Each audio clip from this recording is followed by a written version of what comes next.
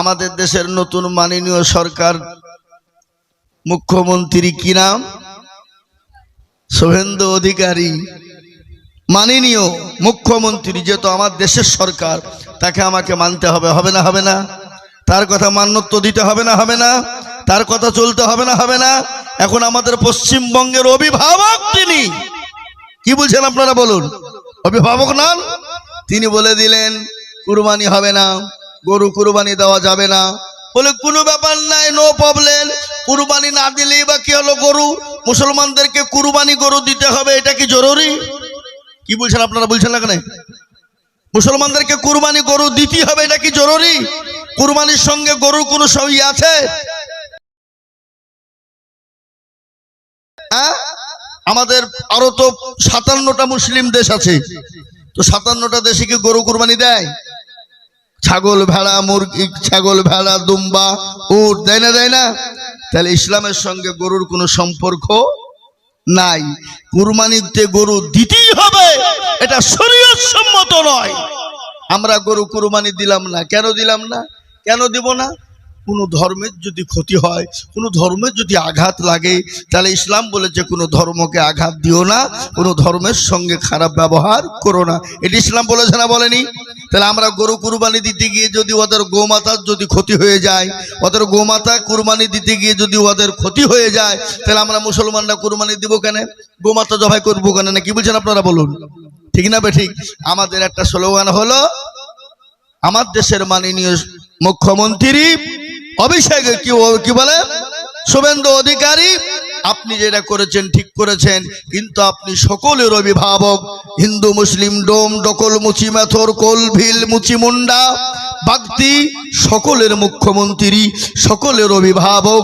আপনি এমনটা করবেন না যাতে কোনো জাতি কষ্ট পায়, কোনো ধর্ম কষ্ট পায়, কোনো ধর্মের মানুষ যেন আঘাত না পায়, এটা আপনি করবেন না। আপনি করলে যেটাই করবেন সকলের জন্য করবেন, সকলের ভালো মন্দ করবেন। আপনি বলেছেন মসজিদের মাইক আজান কমিয়ে দিতে হবে, সাউন্ড 65 দিতে হবে, আমরা মেনে নিলাম, কিন্তু খালি মুসলমানদের জন্য হবে আর অন্য জাতির জন্য 100 পাওয়ার চলবে, এটা কিন্তু মেনে নেওয়া যাবে না। আপনি উভয়ের জন্য সাউন্ড কমিয়ে দেবেন, উভয়ের জন্য বকরি বন্ধ করে, কি বলে কুরবানি গরু বন্ধ করে দিবেন, বলি বন্ধ করে দিবেন। ওয়েলকাম জানাবো, সাধুবাদ জানাবো, সাদরে গ্রহণ করব, আপনাকে বুকে টেনে নিব। আর আপনি যদি একটা জাতির ওপর আঘাত হানেন, তাহলে এটা তো ঠিক হবে না। আপনি এটা ঠিক করবেন না, যেহেতু আপনি সকলের অভিভাবক। ঠিক না বেটি? জোরে বলুন।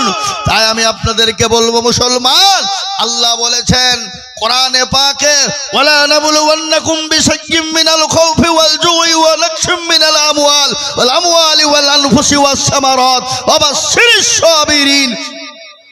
দ্বিতীয় পারায় সূরা বাকারাতে আল্লাহ বলে দিয়েছেন, তুমি মুসলমান হবা, মার খাবা না, এটা তো হতে পারে না। তুমি মুসলমান হবা, কষ্ট পাবা না, এটা তো হতে পারে না। তুমি মুসলমান হবা, তোমার উপর নির্যাতন হবে না, এটা তো হতে পারে না। তুমি মুসলমান হবা, তুমি অত্যাচারিত হবা, এটা তো হতে পারে না। তুমি মুসলমান হবা, তোমাকে দেশ থেকে তাড়িয়ে দিবে, এটা তো হতে পারে না। আল্লাহ বললেন সাবরুল জামিল, তুমি সবর করো, আমি আল্লাহ এ ধৈর্য তুমি আর কি করবো, ফল আমি দিব। আল্লাহ বলেছে না? বলেনি? আল্লাহ বললেন বান্দিনাল্লাহু মাআস সাবিরিন, আল্লাহ বললে ধৈর্য ধরো, সবর করো, আমি আল্লাহ তোমার পাশে আছি, এই ধৈর্যের ফল আমি আল্লাহ তোমাদেরকে দেব।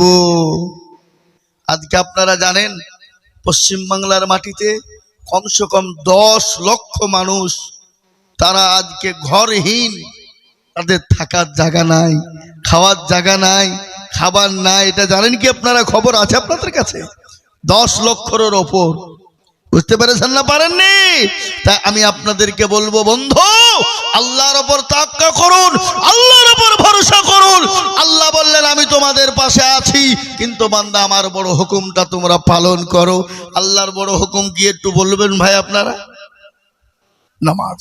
আল্লাহ কোরআনে বললেন, ওয়া মা খালাকতুল জিন্না ওয়াল ইনসা ইল্লা লিয়াবুদুন, আল্লাহ বলে বান্দা আমি তোমাকে বানিয়েছি আমার দিন আমার বড় হুকুম নামাজ আদায় করবা।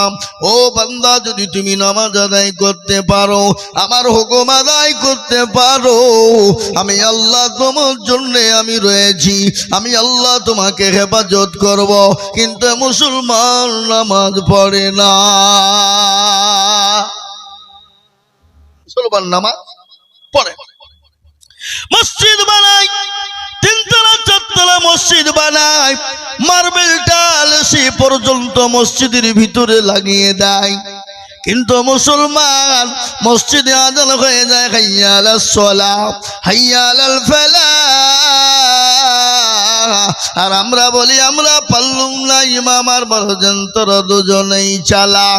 এ দরদি মুসলমান, আল্লাহ বলে বান্দা আমি তোমাকে বানিয়েছি আমার বড় হুকুম নামাজ, আমার বড় হুকুম নামাজ, আমার বড় ইবাদত হলো নামাজ। ও বান্দা যদি তুমি নামাজ আদায় করতে পারো, আমি আল্লাহ ওই জালিমের হাত থেকে তোমাকে বাঁচিয়ে নেব। কিন্তু মুসলমান নামাজ পড়ে না। কত পার্সেন্ট মুসলমান নামাজ পড়ে গো? 98% মুসলমান নামাজ পড়ে না, 2% মুসলমান নামাজ পড়ে, 2%। তো 2% যারা নামাজ পড়ে, এই 2% লোকের নামাজ হয় বলে মনে হয় আপনাদের? কি হয়? কোন রকম 1% লোকের হয়, আর 1% লোকের নামাজ হয় না। বলে হুজুর আপনি কি করে জানলেন? আমি আজিজুল হক বলে দিয়ে যাই, অনেক মুরব্বী নামাজ পড়ে, 15 বছর 20 বছর ধরে নামাজ পড়ে, বাবা দাড়ি পেকে গেছে, চুল পেকে গেছে, চোখে নরম, আত্মা জানে না, দুরূদ শরীফ জানে না, দোয়া কুনুত জানে না, দোয়া মাসুরা জানে না, দোয়া সানা জানে না, ইন্না তাইলা কুল দেখা যায় তার মধ্যে 20টা ভুল। এই কথা বলেন ঠিক না বে ঠিক? ইন্না তাইনা কুল দিয়ে চালিয়ে দেয়, কিন্তু দেখা যায় তার মধ্যে 20টা ভুল হয়ে যায়, হয় না? কোনদিন ইমাম সাহেবকে বলে না হুজুর আপনি তো আমাদের ইমাম সাহেব সেলিম সাহেব, ও হুজুর আপনি তো আমাদের ইমাম, আমাদের বড় বক্তা, হুজুর গো আমাদের নামাজ গুলা একটু ঠিক করে দেবেন, কোরআন গুলা ঠিক করে দিবেন, সূরা গুলা ঠিক করে দেবেন, আত্তাহিয়াতু দুরূদ শরীফ দোয়া কোনো দোয়া মাসুরা ঠিক করে দেবেন। জীবনেও কোনোদিন ইমাম সাহেবের কাছে বসবে না। বলে কেন বসবে না? এই কারণে বসবে না, যদি ইমাম যদি কোনো রকম ভুল ধরে দেয় তাহলে ইমামের কাছে মাথা নত হয়ে যাবে, আর ইমামের কাছে মাথা তুলে কথা বলা যাবে না, জীবনও যাবে না, জিজ্ঞাসা করবে না, কেন? ইমামের কাছে মাথা নত হয়ে যাবে। আর আমাদের দেশের ইমাম সাহেবরা হুজুররা এরাও কোনোদিন মুসল্লিদেরকে আজ পর্যন্ত বলল না যে চাচা একটু বসেন না, আপনাকে নামাজটা ঠিক করে দিই, কোরআন গুলা ঠিক করে দিই। ইমামরাও বলে না, বলে যারা বলুন বলে, বলে কেন বলে না? কারণ আছে তো নাকি? ইমাম বলছে তো তোর ভাগ্য ভালো আমরা ওযু করিয়ে নামাজ পড়াই, বেশি কায়দা করলে বিনা ওযুতে নামাজ চালিয়ে দিব, তোর নামাজ হইলি বাকি না হইলি বাকি। কি বুঝলে? ইমামের বেতন 5000, ইমাম নামাজ পড়ে আলহামদুলিল্লাহি রাব্বিল আলামিন, ও আল্লাহ 5000 টাকা বেতনে কি করব? ইয়া আল্লাহ ছেলের স্কুলের ফি দেব না, বই কিনবো না, খাতা কিনবো, বিবির জন্য শাড়ি কিনবো না, কি কিনবো? গায়রিল মাগদুবি আলাইহিম ওয়ালাদ-দাল্লিন। ফেরেশতা বলে কি নামাজ রে? আল্লাহ বলছে একবার মরে যা, তোর কবরে হুড়কে চালাই দেখবি। শিখবো আজ শিখবো। কাকে দোষ দেবেন? আজকে আমাদের দেশের মসজিদের ইমাম বয়ান করে, বক্তব্য দেয়, স্লোগান দেয়, মসজিদে বসে আমরা শুনি কিন্তু আমল করি না। আর আমাদের দেশে আর একটা নিয়ম শুনেলেন, কোন মদখোর গেদাখোর যদি মসজিদে নামাজ পড়তে যায়, এ বাবা দেশের মানুষ, পাড়ার মানুষ, মুসল্লিরা তাকে দূর দূর করে মসজিদ থেকে বের করে দেয়, দেয় না? দেয় না? এরকম আছে না নাই? রাই পাকা মদখোর রে, গেদাখোর, তুই মসজিদে তুই হয়তো কোনো জিনিস চুরি করিলে পালাবে। কিন্তু আমাদের দেশে লক্ষ্য করেছেন, মদখোর গেদাখোরের থেকে বড় খোর কিন্তু আমাদের মসজিদের সামনে কাতারে থাকে, থাকে না? এই কথা বলেন না কেন? সামনে কাতারে কি সুদখোর ঘুষখোর, লোকের জমি লুটপাট করে খেয়াল খাওয়া লোক, বোন ভাই বোনের ভাইয়ের বিটির হক নষ্ট করা লোক মসজিদের সামনে কাতারে থাকে না জোরে বলুন। কিন্তু জীবনে কোনোদিন মুসল্লিরা একে বের করে দেয় না। ওয়াবা দেশের সবার মসজিদের সভাপতি সেক্রেটারি হয়, আর আমাদের দেশে মসজিদের সেক্রেটারি সভাপতি কারা? মসজিদের দরজা চিনে না যারা। সপ্তাহে একদিন মুরলি করার জন্য যায়, মাতাব্বরি করে পয়সাগুলাকে সপ্তাহে গুনে নিয়ে পকেটে ভরে সোজা বাড়ি যায়। এরকম আপনাদের দেশে নাই, আপনাদের এলাকায় নাই? না আছে? এলাকায় আছে? এ মুসলমান, কাকে জব দিবেন আপনি? কয়দিনের দুনিয়া, কদিন বাঁচবেন? আজ আছি কাল চলে যাব, কখন আছি কখন চলে যাব। পৃথিবীর জমিনে এই জীবন নয়, আরেকটা জীবন রয়েছে। এই জিন্দিগায় অট্টালিকা বানাবেন আপনি। এই তো আমি দেখলাম খবরে দিচ্ছিল, আমাদের দেশের একটা নেতার বাড়ি নাকি 24টা বিল্ডিং আছে, 24টা বাড়ি। ছি ছি ছি ছি ছি ছি ছি। নেতা গরিবের মাল ভক্ষণ করে লুটপাট করে খেয়ে 24টা বাড়ি করেছে।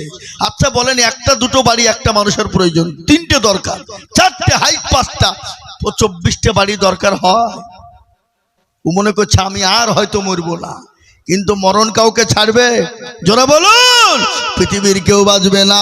আল্লাহ কোরআনে পাকের মধ্যে বললেন, আল্লাহ বলেন, বান্দা ভালো করে শুনে নাও, আমি তোমার জন্য বড় হুকুম নামাজ আদায় করতে বলেছি। ও বান্দা নামাজ পড়ো।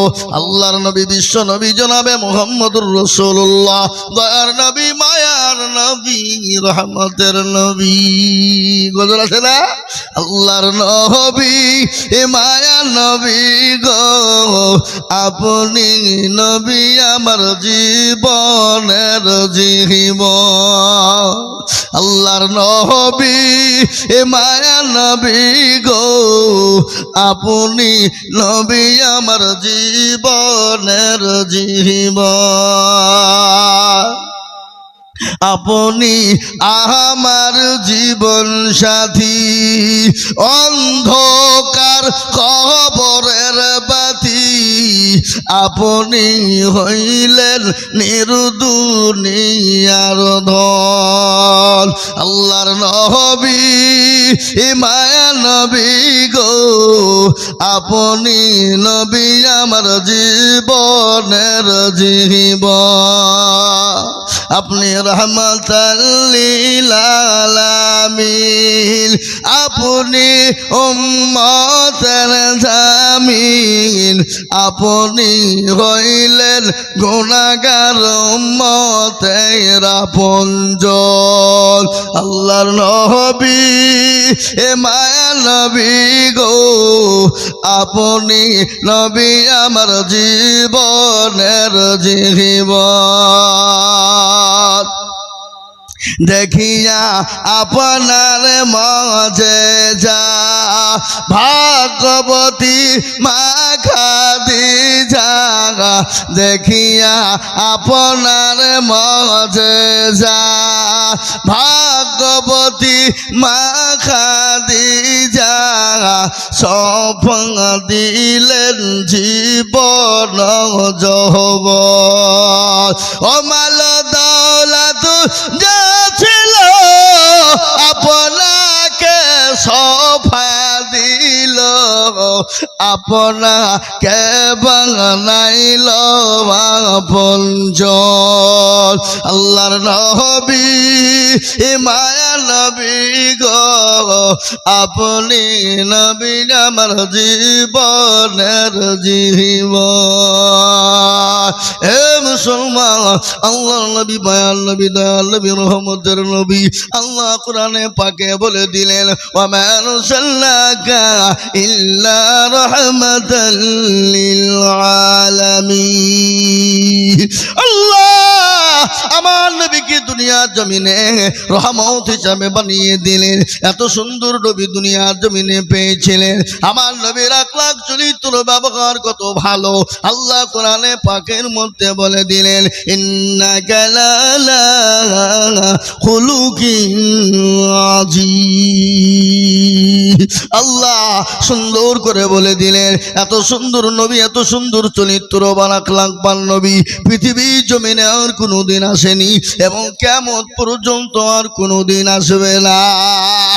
ওই বিশ্ব নবী জনাবে মুহাম্মদুর রাসূলুল্লাহ দুনিয়া থেকে যেদিন চলে যাবেন প্রচন্ড বুকে যন্ত্রণা সহ্য করতে পারে না, মাথায় যন্ত্রণা। হযরত জিবরিল আলাইহিস সালাম চলে এলেন, আসার পরে বললেন, আসসালামু আলাইকা ইয়া রাসূলুল্লাহ। নবী গো, ইয়া রাসূলুল্লাহ, আজ আপনার কাছে দুইজন ফেরেশতা আমরা এসেছি। ওগো নবী, আপনি বলুন কেমন আছেন? বলে, আমি মোটেও ভালো না। বলে, ইয়া রাসূলুল্লাহ, আজ একজন নতুন ফেরেশতা দিয়ে এসেছি গো নবী, যে ফেরেশতা জীবনও কোনোদিন কারো কাছে অনুমতি নেয় না। ওগো নবী, আপনি যদি অনুমতি দেন ওই ফেরেশতা আপনার কাছে আমি আনবো, আর আপনি যদি অনুমতি না দেন ওগো রাসূলুল্লাহ তাকে নিয়ে চলে যাব। নবী বলে, ও জিবরাইল, আমি যদি তাকে অনুমতি না দিই? বলে, নবী আপনি যদি অনুমতি না দেন, নবী গো, আমি তাকে নিয়ে চলে যাব। ইয়া রাসূলুল্লাহ, আপনি কি জানেন আল্লাহ আপনার জন্য খবর দিয়ে পাঠিয়েছে? বলে, আপনার যতদিন মন চায় নবী গো আপনি দুনিয়ার জমিনে থেকে যান। ওগো রাসূলুল্লাহ, আপনার যতদিন মন চাইবে দুনিয়ায় থেকে যান, কিন্তু রাসূল আল্লাহ আপনার দিদারে পাগল হয়ে আছে। ওগো নবী, আপনি দিদারে আল্লাহ পাগল। আপনি বলুন, আল্লাহর সঙ্গে দেখা করাটা আপনার জন্য জরুরি না দুনিয়াতে থেকে যাওয়াটা জরুরি? রাসূলুল্লাহ বললেন, জিবরাইল রে, আমার দুনিয়াতে থাকাটা জরুরি না, আমার আল্লাহ দিদারে আল্লাহর সঙ্গে দেখা করাটাই সব থেকে বড় জরুরি। জোরে বলুন সুবহানাল্লাহ। বিশ্ব নবীর দরবারে হাজির আজরাইল আলাইহিস সালাম নবীকে সালাম দিলেন। নবীর বুকের উপর যখন হাতখানা দেওয়া হলো, রাসূলুল্লাহ বললেন, ও আজরাইল গো, তুমি শোনো, তুমি যখন আমার বুকের উপর হাতটা দিলে আমি রাসূল মনে করলাম গোটা উহুদ পাহাড়টা আমি নবীর বুকের উপর বসে গেল। বলো আজরাইল, আমি নবী দুনিয়া থেকে চলে যাব, কিন্তু আমার ওই গুনাহগার উম্মতি তারা কি কষ্ট পাবে? তাদেরকে মৃত্যুর যন্ত্রণা এত কঠিন হবে, তারা কি এরকম করে যন্ত্রণা ভোগ করবে? তারা কি এতটাই কষ্ট পাবে? হযরত আজরাইল আলাইহিস সালাম কান্না করে দিলেন। রাসূলের দরবারে রাসূলকে বললেন, ইয়া রাসূলুল্লাহ, ওগো নবী, আপনার উম্মতি কষ্ট পাবে না, আপনার উম্মতির কোনো কষ্ট হবে না, আপনার উম্মতির এত কষ্ট হবে না। বলে, কেমনে হবে না? বলে, ছোট্ট বাচ্চা যেমন মায়ের কোলে বসে স্তনের দুধ পান করতে করতে করতে করতে যেমন ঘুমিয়ে যায়, নবী গো সেই জীবন কোন রকম কষ্ট পায় না। ওগো রাসূলুল্লাহ, আপনার উম্মতি তারা যারা নামাজি, দিনদার, পরহেজগার, ইমানদার, কলমাওয়ালা, নবীওয়ালা, দিনওয়ালা, ইমানওয়ালা, আল্লাহওয়ালা, মসজিদমুখী, দিনমুখী, কোরআনমুখী হবে। ওগো নবী, ওই ছোট্ট বাচ্চার মতো তাদের জানটা কবজ করা হবে, তারা আরাম করে ঘুমিয়ে যাবে, মৃত্যুর কালে তারা কোনো কষ্ট ভোগ করবে না। কি দয়ার নবী, মায়ার নবী, তিনি তো রহমতের নবী, তিনি তো বিশ্ব নবী, তিনি তো রহমতের নবী, তিনি তো মায়ার হাবিব। তিনি দুনিয়া থেকে চলে যায়, তারপর উম্মতের মায়ায় কেঁদে যায়, উম্মতের চিন্তা করে যায়। নবীজি নিজের চিন্তা করে নাই, নিজের আত্মীয় স্বজন পরের কথা চিন্তা করে নাই, নবীজি তার নাতিপুতি বিটি বিবিদের জন্য চিন্তা করে নাই। তিনি বারংবার চিন্তা করেছেন, ও আমার উম্মতের কি হবে, আমার উম্মতের কি হবে, আমার উম্মতের কি হবে। আর ওই নবীকে কেউ যদি গালি দেয়, ওই নবীকে কেউ যদি কটু কথা বলে, ওই নবীকে নিয়ে কেউ যদি খারাপ মন্তব্য করে, আমরা মুসলমান এক বিন্দু রক্ত থাকতে তার কলিজা ছিঁড়ে আমরা ফেলে দেব। দেব কি দেব না? এই কথা বলেন না কেন? দেব না, দেব না। কেউ যদি আমার নবীকে নিয়ে কটূক্তি করে, নবীকে গালি দেয়, নবীকে নিয়ে উল্টো পাল্টা ভাষা ব্যবহার করে, আমরা মুসলমানদের শরীরে এক বিন্দু রক্ত থাকতে আমরা ছেড়ে দেব কেন? মুসলমানরা জানে আমরা সেই জাত। কোন জাত? 30 দিন না খেয়ে রোজা থাকার জাত আমরা, ঠিক না বেঠিক? জোরে বলুন। 30 দিন না খেয়ে আমরা রোজা করি না? করি না? করি না? জি। সাহাবাদের সামনে রসুলের ওপরে যদি কেউ আক্রমণ করত, রসুলকে নিয়ে কেউ যদি কটূক্তি করত, তার গলা থেকে গর্দানকে আলাদা করে দিত। যিনি ছিলেন হযরতে ওমর।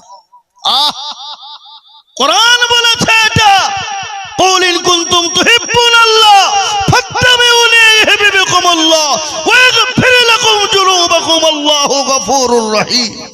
আল্লাহ কোরআনে বলেছে, ও পৃথিবীর মানুষ, তোমরা জানো, তোমরা যদি আমি আল্লাহকে পেতে চাও, আমি আল্লাহর জান্নাত নৈকট্য লাভ করতে চাও, আমি আল্লাহর জান্নাত যদি যেতে চাও, আমার পেয়ারা হাবিব দয়ার নবী মুহাম্মদুর রাসূলুল্লাহ সাল্লাল্লাহু আলাইহি সাল্লামের আনুগত্য করো, তাকে স্মরণ করো, তাকে মহব্বত করো, ভালোবাসো।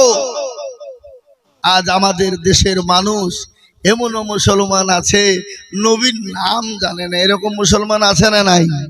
কথা কন না কেন? হ্যাঁ, আমাদের দেশের যুবক। সেদিন আমি একটা জায়গায় বিয়ে পড়াতে গিয়েছি, আমি তাকে বলছি কলমাটা পড়, মালের মুখ দিয়ে বেরোইলুইনি। আমি বলে দিচ্ছি বারবার, তাও বেরোচ্ছে না। কিন্তু কোন মাল আমাদের দেশে আছে, যদি বলে আমার দেশের সুপারস্টারের নাম কি বল, তো 2 বছরের পুঁটি মাছ লাভ মেরে বলবো স্যার আমি বলবো। বলবে না? বলবে না? কথা কয়। কিন্তু মাল তো আমরা সব হেভি হোয়াইট হয়ে আছি বাবা। এই মালে, এই মাল কার বাড়িতে নাই? এই মালের জন্য স্বামীর সঙ্গে বিবির মিল নাই, বাপের সঙ্গে বেটার মিল নাই, ভাইয়ের সঙ্গে বিটির মিল নাই, ঠিক না বেঠি? জোরে বলুন। এই মালের জন্য দেওয়াই চাই। স্কুলে পড়া করুক আর না করুক, কিন্তু মোবাইল প্রয়োজন, ঠিক না বেঠিক? জোরে বলুন। আর আমাদের দেশে মোবাইল নিয়ে ব্যস্ত। হাই রে মুসলমান, কবে শিখবেন? আসল নামাজ পড়ি। সাহাবায়ে কেরাম তাদের জীবনে নামাজ ছিল, তাদের পোশাক ছিল না, তাদের খাবার ছিল না, তাদের জামা কাপড় ছিল না, কিন্তু তাদের জীবনের নামাজ কোনোদিন কাজা ছিল না। আর আমাদের দেশে একটু পয়সা হয়ে গেলে চতুর্দিক দিয়ে ফুটানির গল্প বেরোয়, বেরোয় না? বেরোয় না? বিভিন্ন রকমের কথা বেরোয়। নামাজের ধার ধারে না, বেলা 9টা 10টা পর্যন্ত বিছান ছাড়ে না। কিন্তু বন্ধু, চোখটা যদি খুলে যায় ইহকাল, আর চোখটা যদি বন্ধ হয়ে যায় তো পরকাল, ঠিক না বেঠি? জোরে বলুন। ফজর কাজা করো, ফজরের আজান হয় আসসালাতু খায়রুম মিনান নাওম, হয় না আপনাদের দেশে হয় না? আসসালাতু খায়রুম মিনান নাওম এর মানে হলো বান্দা তোমার কাছে তোমার ঘুমের থেকে নামাজ হলো উত্তম। ফজরে যখন আজান হয়ে যায়, ও মুসলমান শোনো, জঙ্গলের পশু পাখি বলে আমি আর ঘুমাবো না, গরু ছাগল বেড়া মুরগি উড়দুম্বা বলে আমি আর ঘুমাবো না, পুকুরের মাছ বলে আমি ঘুমাবো না, পৃথিবীর সর্বশ্রেষ্ঠ মানুষ বেলা 10টা 9টা নাইলে বিছান ছাড়ে না। আমি বলবো বন্ধু, তোমার যদি চোখটা বন্ধ হয়ে যায়, তোমার চিরতরে জীবনের ঘুম শেষ হয়ে যাবে, তোমার ওই নিন্দার আরামের জায়গা বন্ধ হয়ে যাবে। তুমি কি জানো না ফজরে নামাজ কাজা করে তুমি কেন ঘুমিয়ে যাও রে বান্দা? আছে না গজল? কেমন করে ঘুমাও তুমি, কেমন করে ঘুমাও তুমি, ফজর করে কাজা, এমন তো হতে পারে জোহরে জানাজা মানুষ, এমন তো হতে পারে জোহরে জানাজা, হতে পারে না? মুসলিম হয় না জন্ম নিলে মুসলমানের ঘরে, কাফের মুমিন পার্থক্য হয় সালাতের হালতে মানুষ, কাফের মুমিন পার্থক্য হয় নামাজের হালতে। এ জীবনে নামাজ কবু করিও না কাজা, এমন তো হতে পারে জোহরে জানাজা মানুষ, এমন তো হতে পারে জোহরে জানাজা। নামাজ কাজা করে দিও না। আমি একটা ঘটনা মনে হয়ে গেল, আল্লাহ নবী দয়াল নবী রহমতের নবী মায়ার নবী বিশ্ব নবী নবীর নবীদের নবী সমস্ত সাহাবারা নবীর পিছনে জামাতে নামাজ পড়তেন। কোন সাহাবা জান দিতেন? যে সাহাবার নাম হলো হযরত বিলাল। বিলালের আজানে এত মধু, এত মধু। এ মুসলমান, বিলাল যখন আজান দিত মক্কা মদিনার মাটিগুলা তত্তর করে কাঁপতে শুরু হয়ে যেত। এ মুসলমান, ওই বিলালের মহাব্বত কত ভালো নবীর উপর জানেন? রাসূলুল্লাহর হাদিস বলে দিলেন, আল্লাহর রাসূল বলেছে, লা ইউমিনু আহাদুকুম হাত্তা আকুনা হাব্বা ইলাই মিন ওয়ালিদিহি ওয়া ওয়ালাদিহি ওয়ান নাসি আজমাইন। এই হাদিসটা কোথায় পাবেন? বুখারী শরীফের হাদিস, তিরমিজি শরীফের হাদিস, এটা হলো আপনার কি বলে মিশকাত শরীফের হাদিস। এই হাদিসটা বর্ণিত হলো, নবী বললেন, লা ইউমিনু আহাদুকুম হাত্তা আকুনা আহাব্বা ইলাই মিন ওয়ালিদিহি ওয়া ওয়ালাদিহি ওয়ান নাসি আজমাইন। নবী আমার বলে গেলেন, অতক্ষণ পর্যন্ত তুমি মুমিন হবা না, অতক্ষণ পর্যন্ত মুমিন হতে পারবা না, অতক্ষণ পর্যন্ত নবীর প্রেমিক হবা না, অতক্ষণ পর্যন্ত ঈমানওয়ালা হবা না, কতক্ষণ পর্যন্ত হবা না। আল্লাহর নবী কসম করে বললেন, আমি আল্লাহর কসম করে বলি, আল্লাহর কসম করে বললাম, আল্লাহর কসম করে বললাম, আমার নবী কসম করলেন, বলে তুমি ততক্ষণ পর্যন্ত মুমিন হবা না, অতক্ষণ পর্যন্ত যতক্ষণ তুমি তোমার বিবি, তোমার বাচ্চা, তোমার ছেলে, তোমার মেয়ে, তোমার জমি, তোমার গাড়ি, তোমার বাড়ি, তোমার সম্পদ, তোমার নিজের জীবনের থেকেও আল্লাহ তার রাসূলকে না ভালোবাসবা, অতক্ষণ পর্যন্ত তুমি মুমিন হবে না। বিশ্ব নবীর সাহাবারা নবীকে নিজের জীবনের থেকে বেশি ভালোবাসতেন। নবী আমার মসজিদে নববীতে নামাজ পড়াইতেন। তিনি ইমামের মর্যাদা কত বেশি আপনারা জানেন না। নবী আমার বলেছেন, ইমাম যারা মসজিদের হবে, ইমামের সঙ্গে ভালো ব্যবহার করবে, ইমামের সঙ্গে খারাপ আচরণ করবে না, ইমামের সঙ্গে ভদ্রতার সাথে কথা বলবে, ইমামের সঙ্গে খারাপ ভাষা করবে না, ইমামের পিছনে খারাপ কথা বলবে না, ইমামকে নিয়ে উল্টো পাল্টা ভাষা ব্যবহার করবে না। তুমি কি জানো না, ইমাম তো তোমার বাপের ঘরের ইমাম নয়, ইমাম হলো আল্লাহর ঘরের ইমাম। আল্লাহর ঘরের ইমাম যিনি হবে, তিনার সঙ্গে খারাপ ব্যবহার করা যাবে না, খারাপ অন্যায় করা যাবে না। আল্লাহ শুনালেন ভালো করে, বিশ্ব নবী দয়াল নবী, তিনি মসজিদে নববীতে তিনি হলেন ইমাম। তিনি তো ইমামুল আম্বিয়া, তিনি তো ইমামুল আম্বিয়া, তিনি তো ইমাম। বিশ্ব নবী সমস্ত সাহাবায়ে কেরাম রাদিয়াল্লাহু তাআলা আনহুম আজমাইনরা নবীজির পিছনে নামাজ পড়তেন, প্রতিদিন নামাজ পড়ে বেরিয়ে যেতেন। একজন সাহাবা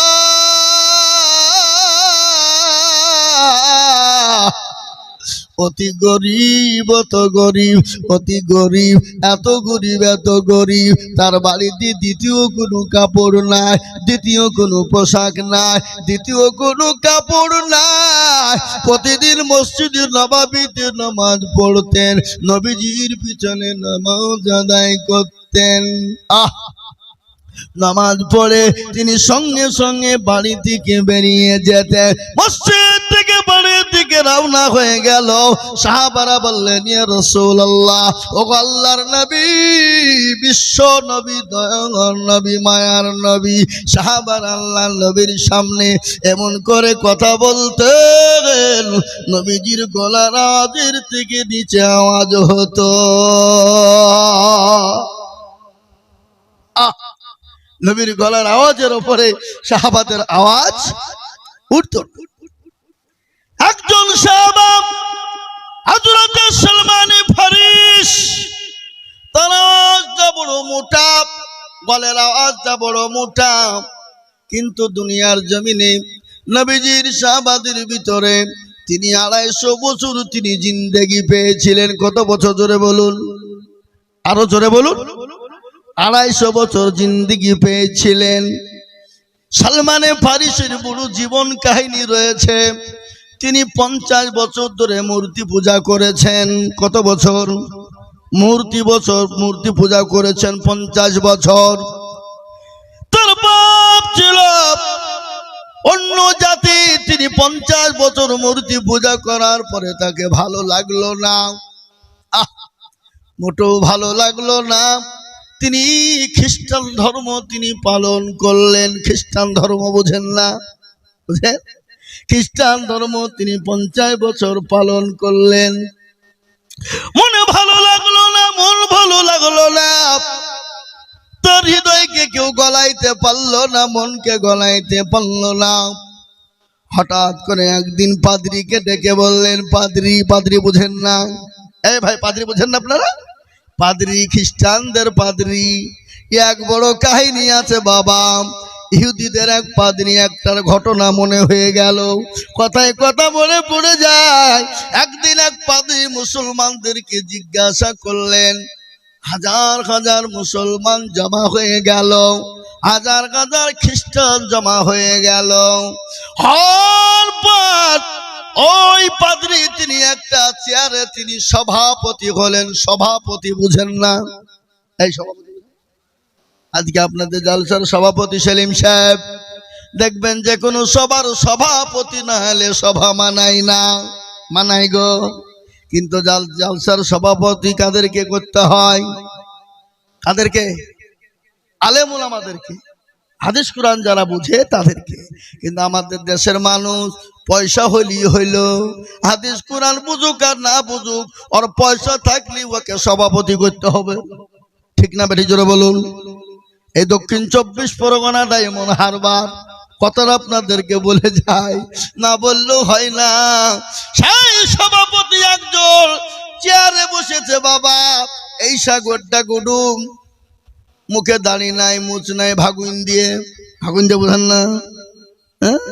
মাল চেয়ারে বসেছে, মুখে পান ভরে গুটকা, মুখ দিয়ে কথা বাড়ায় না, মাইকের কাছে বসে বলছে দেখেন আমাকে সবাই মিলে সভাপতি করে দিল, এর জন্য আমি গর্ভবতী। এই কথা বললেন নাম কথাটা বলে আপনারা বুঝতে পারেননি, আমাকে ধরে পড়ে সবাই মিলে সভাপতি করে দিল, আমি এর জন্য আবারও গর্ভবতী। মসজিদের ইমাম সাহেব ডাক দিয়ে বলল আপনাকে সভাপতি কে করেছে, কে আপনাকে বসতে বলেছে? মাইক ছাড়েন, আমরা জানি মা বোনেরা বছরে একবার গর্ভবতী হয় বিবাহ হলে, আর আপনি 2 মিনিটের মধ্যে 2 বার গর্ভবতী হলেন কি করে? এ বাবা এই তো সভাপতি, ঠিক না বেশি জোরে বলুন? তো সভাপতি একজন পাদ্রী চেয়ারে বসে আছে, বসার পরে চাটিয়াল ময়দানে খ্রিস্টান আর মুসলমানরা বসা। ইতিমধ্যে পাদ্রী জিজ্ঞাসা করে বললেন মুসলমানেরা আমি তোমাদেরকে কয়েকটা প্রশ্ন জিজ্ঞাসা করব। কয়টা? 3টে প্রশ্ন তোমাদেরকে জিজ্ঞাসা করব, যদি তোমরা প্রশ্নের উত্তর দিতে পারো তাহলে আমরা তোমাদের কলমা পড়ে মুসলমান হয়ে যাব। নারে তাকবীর। আর প্রশ্নের যদি উত্তর যদি না দিতে পারো তাহলে তোমরা যতগুলা মুসলমান আজ এই জায়গায় আছো সমস্ত মুসলমান আজকে আমাদের ধর্ম খ্রিস্টান ধর্ম পালন করে তোমরা খ্রিস্টান হয়ে যাবে। রেডি? মুসলমানরা বলছে হুঁ তাই হলো। এ বাবা মুসলমান পারুক আর না পারুক কিন্তু হারবে না। কি বুঝছেন আপনারা বলুন? পারুক আর না পারুক হারবে না। ঠিক আছে তাই হলো। বলেন কি প্রশ্ন? বলুন কি প্রশ্ন? সভাপতি চেয়ারে বসা, বসার পরে সর্বপ্রথম প্রশ্ন করলেন বলো তোমার আল্লাহ কোন দিকে মুখ করে বসে আছে? মারাত্মক প্রশ্ন, ঠিক না বেঠি জোরে বলুন? কি করে বলবে আল্লাহ কোন দিকে মুখ করে বসে আছে? এগো বলা সম্ভব? মুসলমানরা কেউ পারল না। সমস্ত মুসলমানদের মাথা নিচু হয়ে গেল। পাদ্রী বলল মুসলমানেরা তোমরা পারলে না? বলে না। 2 নম্বর প্রশ্ন, তুমি বলো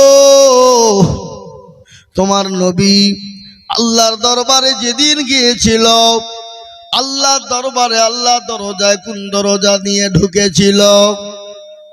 বলো।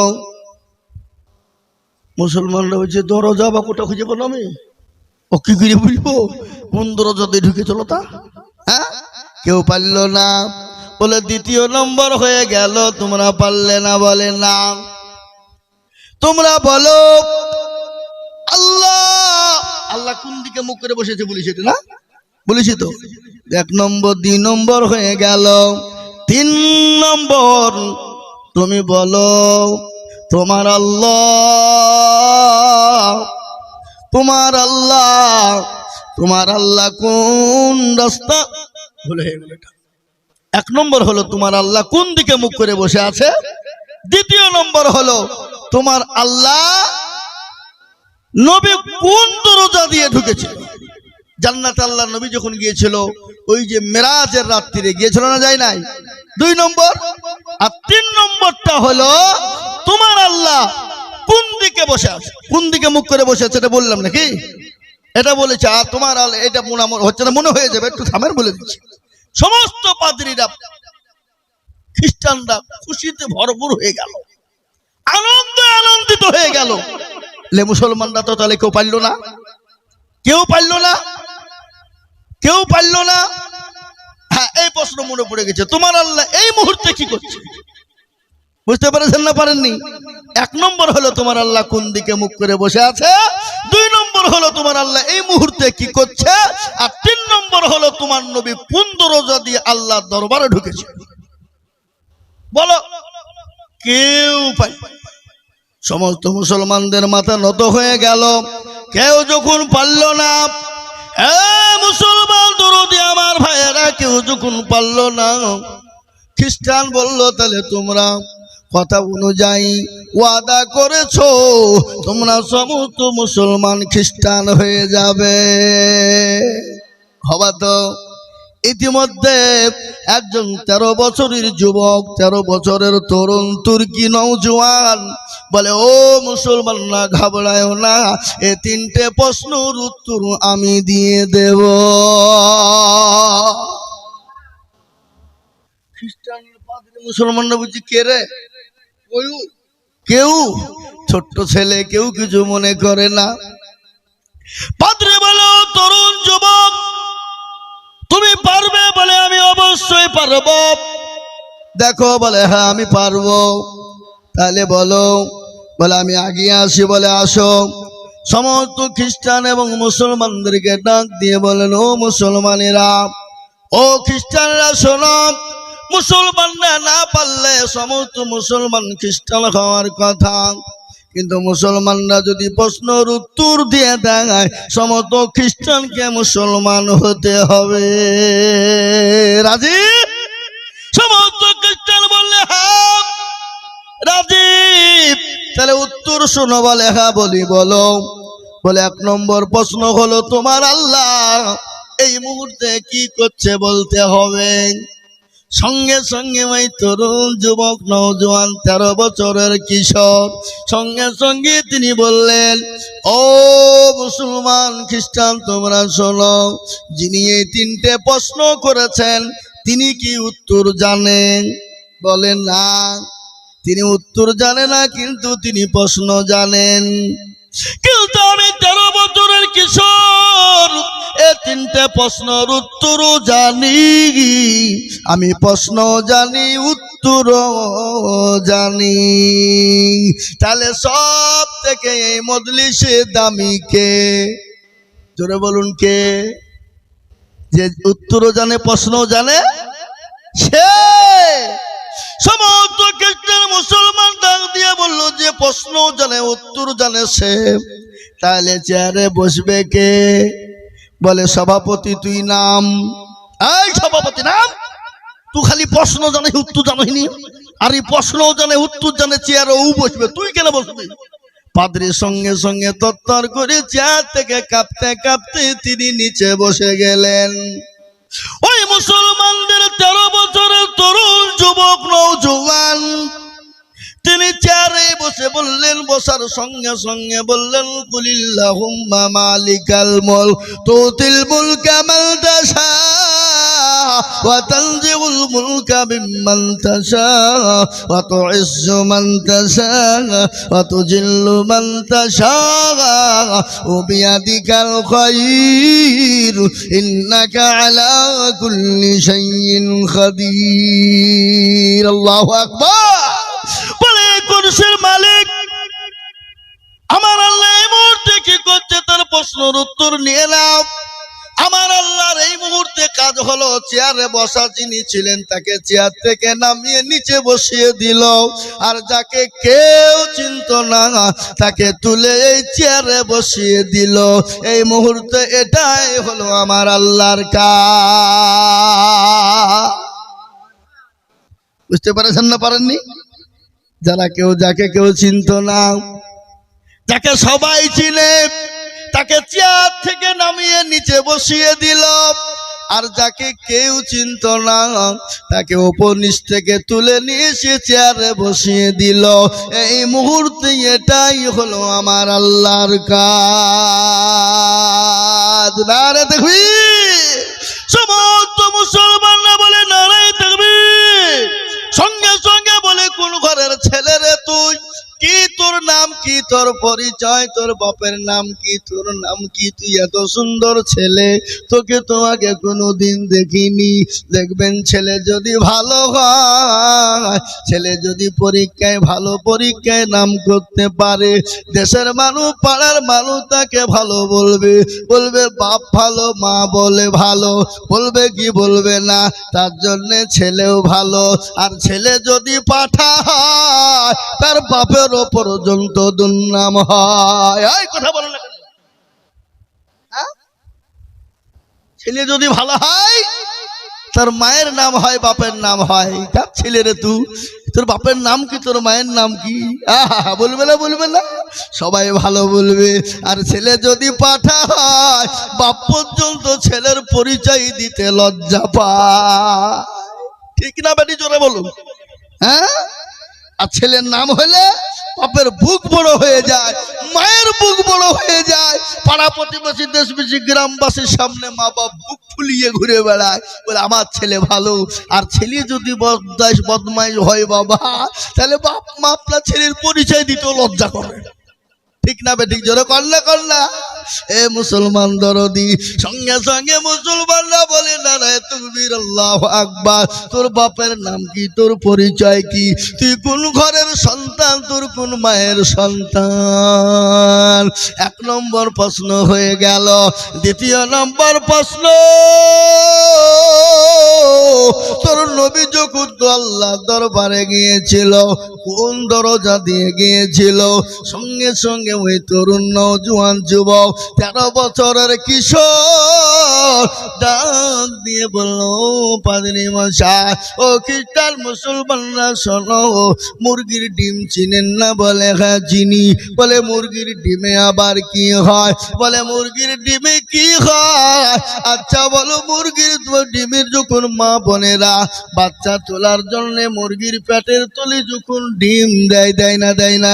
দেয় না? বাচ্চা তোলার সময় ডিম দেয় না? বলে ডিম দেয়। আচ্ছা বলো তো, বাচ্চার পেটের তলে যে ডিম দেয়, ওই ডিমের ভিতরে কোন দিক দিয়ে মুরগির বাচ্চা ঢুকলো তুমি বলো?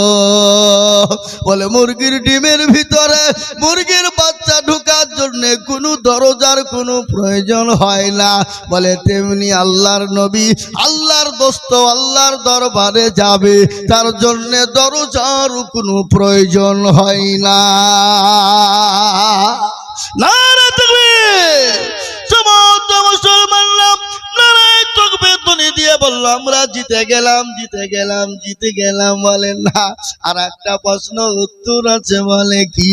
বলে তোমার আল্লাহ কোন দিকে মুখ করে বসে? তোমার আল্লাহ কোন দিকে মুখ করে বসে আছে বলো? বলে কোন দিকে মুখ করে বসে আছে দেখবা। একটা মোমবাতি জ্বালিয়ে দেওয়া হলো, আর ওই মোমবাতিতে আগুন জ্বালিয়ে দেওয়া হলো। বলে আগুনের কোনো দিক আছে? বলে কোনো দিক নাই, চতুর্দিক সমান। তেমনি আমার আল্লাহর কোনো দিক নাই, আল্লাহর চতুর্দিক হলো সমান। সমস্ত মুসলমানরা নারায়ে তাকবীরের ধ্বনি দিয়ে দিল। সঙ্গে সঙ্গে মুসলমানরা বলল, পাদ্রী, ও খ্রিস্টানরা, তোমাদের কথা অনুযায়ী, ওয়াদা অনুযায়ী তোমরা কলমা পড়ে মুসলমান হয়ে যাও। আল্লাহুম্মা সাল্লি আলা, জোরে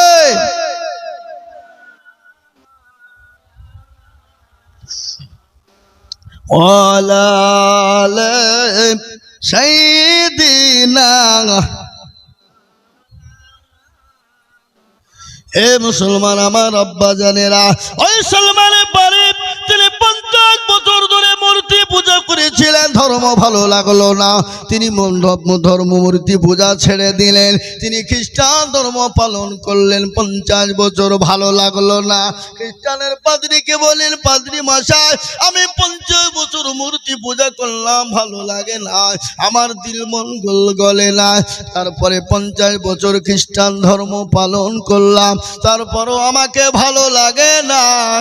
আপনি আমাকে এমন কোনো একটা ধর্মের সন্ধান দিতে পারবেন যে ধর্মটা পালন করলে আমি দুনিয়াতে শান্তি পাব এবং পরকালেও শান্তি পেয়ে যাব? পাদ্রী বলল, সলমান ফারিস, তুমি তো ভালো ছেলে, ভালো ঘরের সন্তান, আমি তোমাকে একটা ধর্মের সন্ধান দিতে পারি, কিন্তু তুমি কোনোদিন কাউকে কোনোদিন কথাটা বলবে না, কোনোদিন কাউকে জানাবে না, কোনোদিন কারো সামনে বলবে না। আমি তোমাকে সন্ধান দিয়েছি, এই কথাটা যদি তুমি বলে দাও তাহলে আমাকে সমস্ত খ্রিস্টানরা মেরে ফেলবে, হত্যা করে দিবে। সালমানে ফারিস বললেন, ও পাদ্রী মশাই, আপনি কোনো টেনশন করবেন না, চিন্তা করবেন না, আপনি আমাকে ওই ধর্মের কথাটা জানিয়ে দিন, আমি কোনো দিন আমি আপনাকে জিজ্ঞাসা করব, বলবো না। বলে সে ধর্মটার নাম কি? বলে সে ধর্মটির নাম হলো ইসলাম। কিন্তু তুমি জানো এমন একজন নবীর আবির্ভাব হবে, এমন একজন নবীর আবির্ভাব মক্কা জমিনে হবে, যার বাপের নাম হবে আব্দুল্লাহ, মায়ের নাম হবে আমিনা, যার চেহারা হবে অতি সুন্দর। তার এত সুন্দর চেহারা, একটা ঘটনা শুনেলেন, আমার নবী আল্লাহ এত সুন্দর চেহারা দিয়েছিল, বিশ্ব নবী একান থান পরতেন, একান থান গায়ে দিতেন, এত সুন্দর করে তিনি বসতেন, মিডিল দিয়ে তিনি সিঁথি পারতেন, এত সুন্দর তিনাকে লাগতো। রাজাকে তার সিংহাসনে বসলেও অত সুন্দর লাগতো না। আল্লাহ বলুন। বিশ্ব নবীর বিবি হযরত আয়েশা রাদিয়াল্লাহু তাআলা আনহা উম্মুল মুমিনিন, আমাদের মা, তিনি একদিন বলছেন, আমার বাড়িতে অন্ধকার, বাড়িতে আমার সুই হারিয়ে গেছে। সুই বুঝেন নাই? সুই বুঝেন না?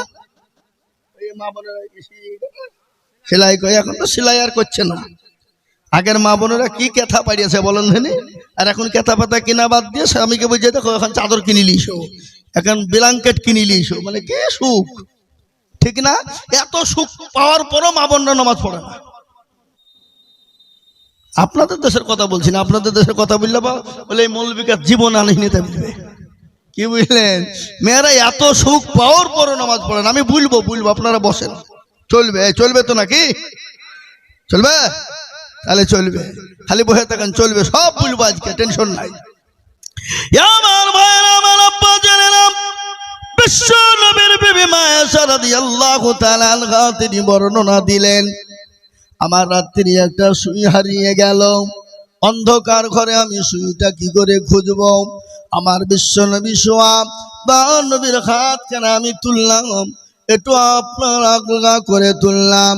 ইতিমধ্যে হাতকে তোলার কারণে বিশ্ব নবীর হাতের আলোয় আলোকিত আমার গোটা ঘরটা আলোয় আলোকিত হয়ে যায়। আমি ওই সুইটা খুঁজে পেলাম।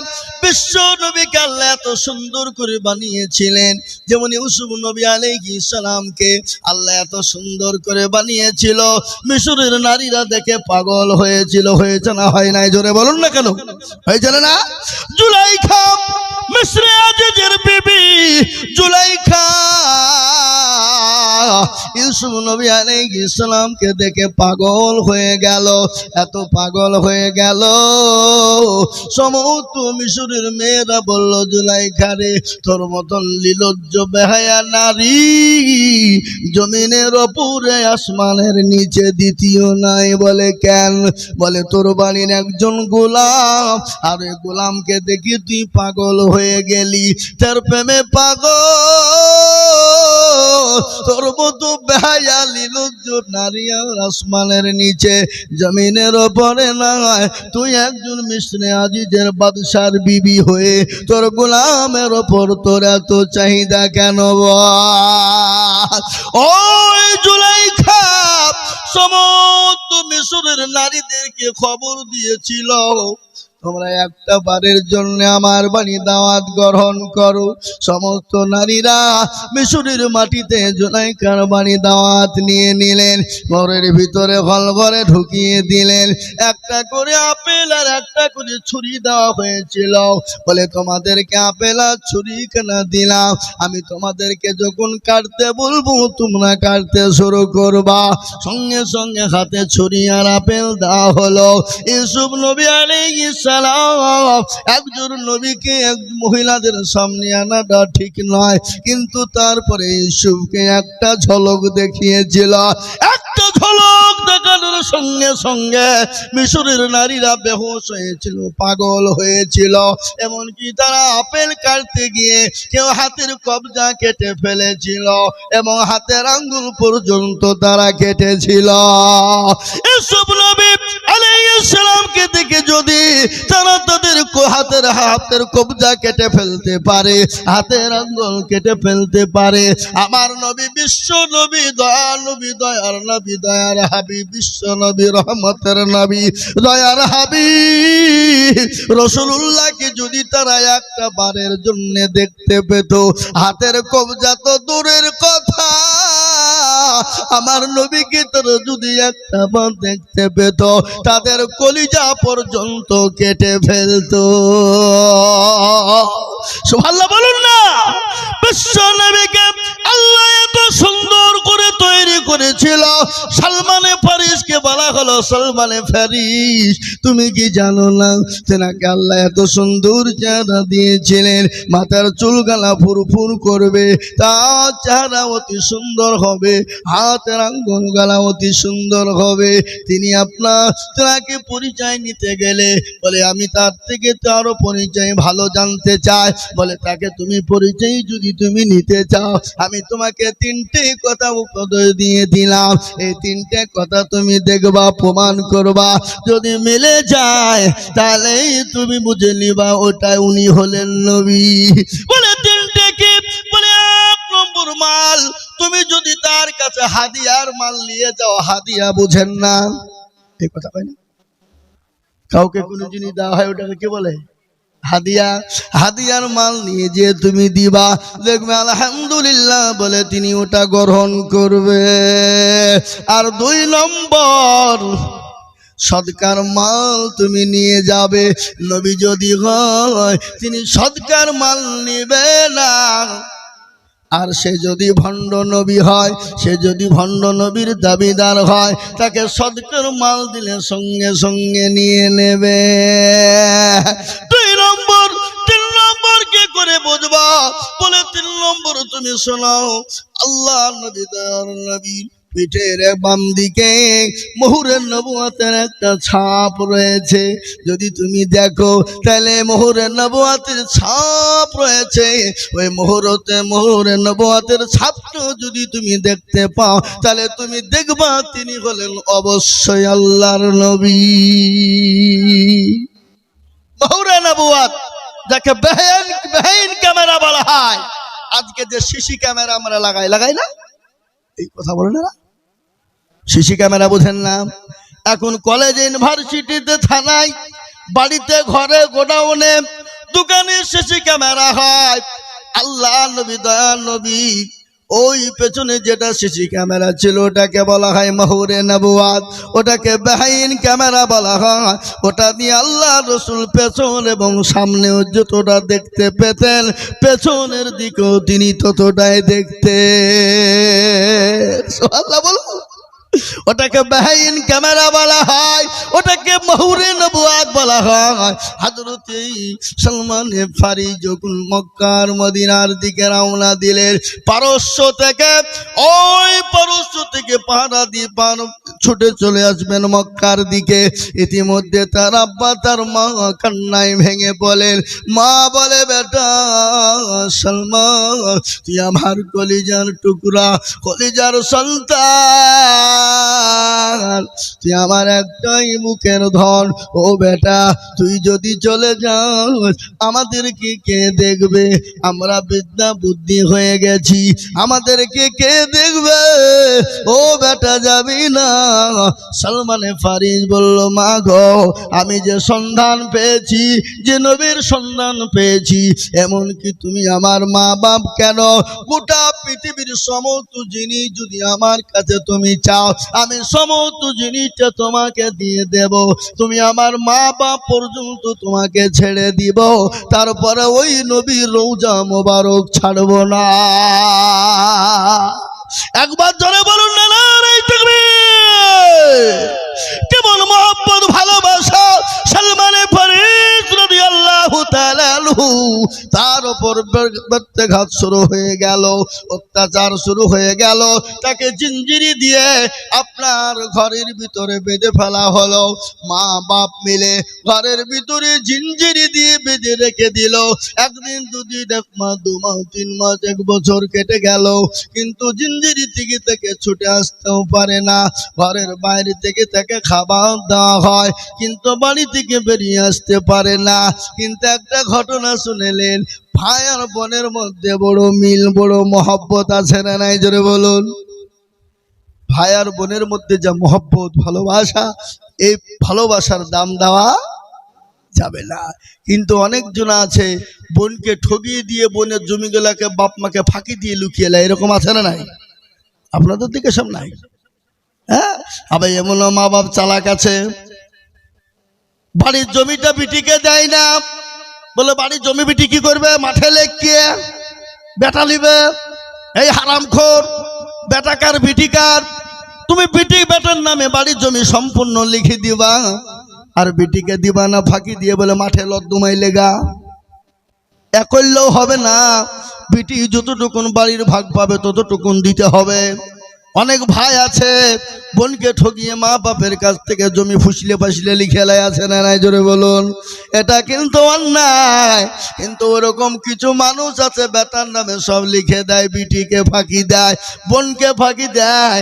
একবারে কাবা শরীফে যে যাই নামাজ পড়ে দিয়ে নামাজে দাঁড়িয়ে বলে আল্লাহু আকবার, দোয়া করে বলছে আল্লাহ আমি হজে এসেছি, আমাকে জান্নাতে দিও। আল্লাহ বলছে পাঁচি একবার মরে দেখ, তোর হুড়কে মেরে কবরে ঢুকাবো। আই বোনকে ঠকালছিস, বিটিকে ঠকালছিস, ফুপুকে ঠকালছিস, সব জমি গেলা মুচ্ছে লুকিয়ে নিয়েছিস, বিটিকে বাড়ির ভাগ দিসনি, ওই গর্ত খুঁজে দিয়েছিস। এরকম হয় না? হয় না? জোরে বলুন।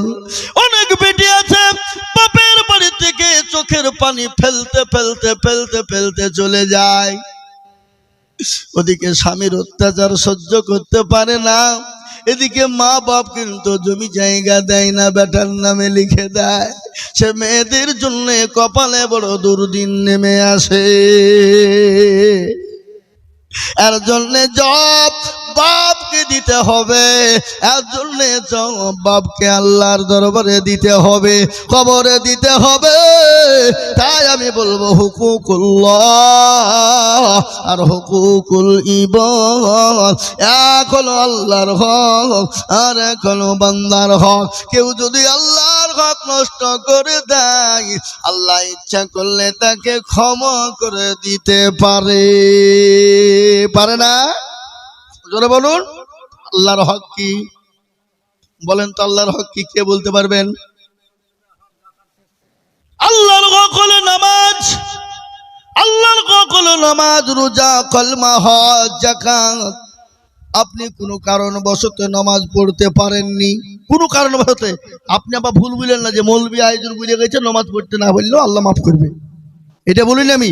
কোনো কারণবশত আপনি নামাজ পড়তে পারেননি, কোনো কারণে আপনি রোজা করতে পারেননি, কিন্তু আল্লাহ আপনাকে ইচ্ছা করলে মাফ করে দিতে পারে। কিন্তু আপনি যদি কারো হক নষ্ট করে দেন, যতক্ষণ পর্যন্ত সে আপনাকে ক্ষমা না করবে, আপনার নামাজ, রোজা, কলমা, হজ, যাকাত আল্লাহর দরবারে কবুল হবে না। আপনি যতই মৌলবি হন, হাজি গাজি পাজি যাই হন না কেন, আপনি অন্য কারোর হক নষ্ট করে জমি জায়গা, গাড়ি বাড়ি, বিল্ডিং, জমি জায়গা করবেন আর আপনি জান্নাত চলে যাবেন, অত সহজ? আমি মনে মনে করছি নেতাদের কি হবে? ঘরের টাকা যেভাবে মেরে খেয়েছে নেতারা, কাটমনি আর ফাটমনি, এই খাইছে না খায় না? জোরে বলুন। এখন ধৈর্যার মানজায় দড়ি বেঁধে একবারে আন্ডার প্যান্ট পিন্দি ঘুরিয়ে নিয়ে বেড়াইছে, যা কাটমনি খা, কাটমনি খেয়েছে সব। আর মা বোনেরও ধরেন টাকার লোভে দেখ কাটমনি হবে লক্ষ্মীর ভান্ডার, 2000 5000 চাইছে দিয়ে দিয়েছে। 20 বছর, শোনো, যারা 20 বছর 25 বছর পুজো নিয়ে লক্ষ্মীর ভান্ডার নিয়েছে, সব তৈরি হও, সবকে জেলে ভরবে। কি বলবেন? এদের কি দোষ? নেতাদেরকে ভরবে, এদের দোষ।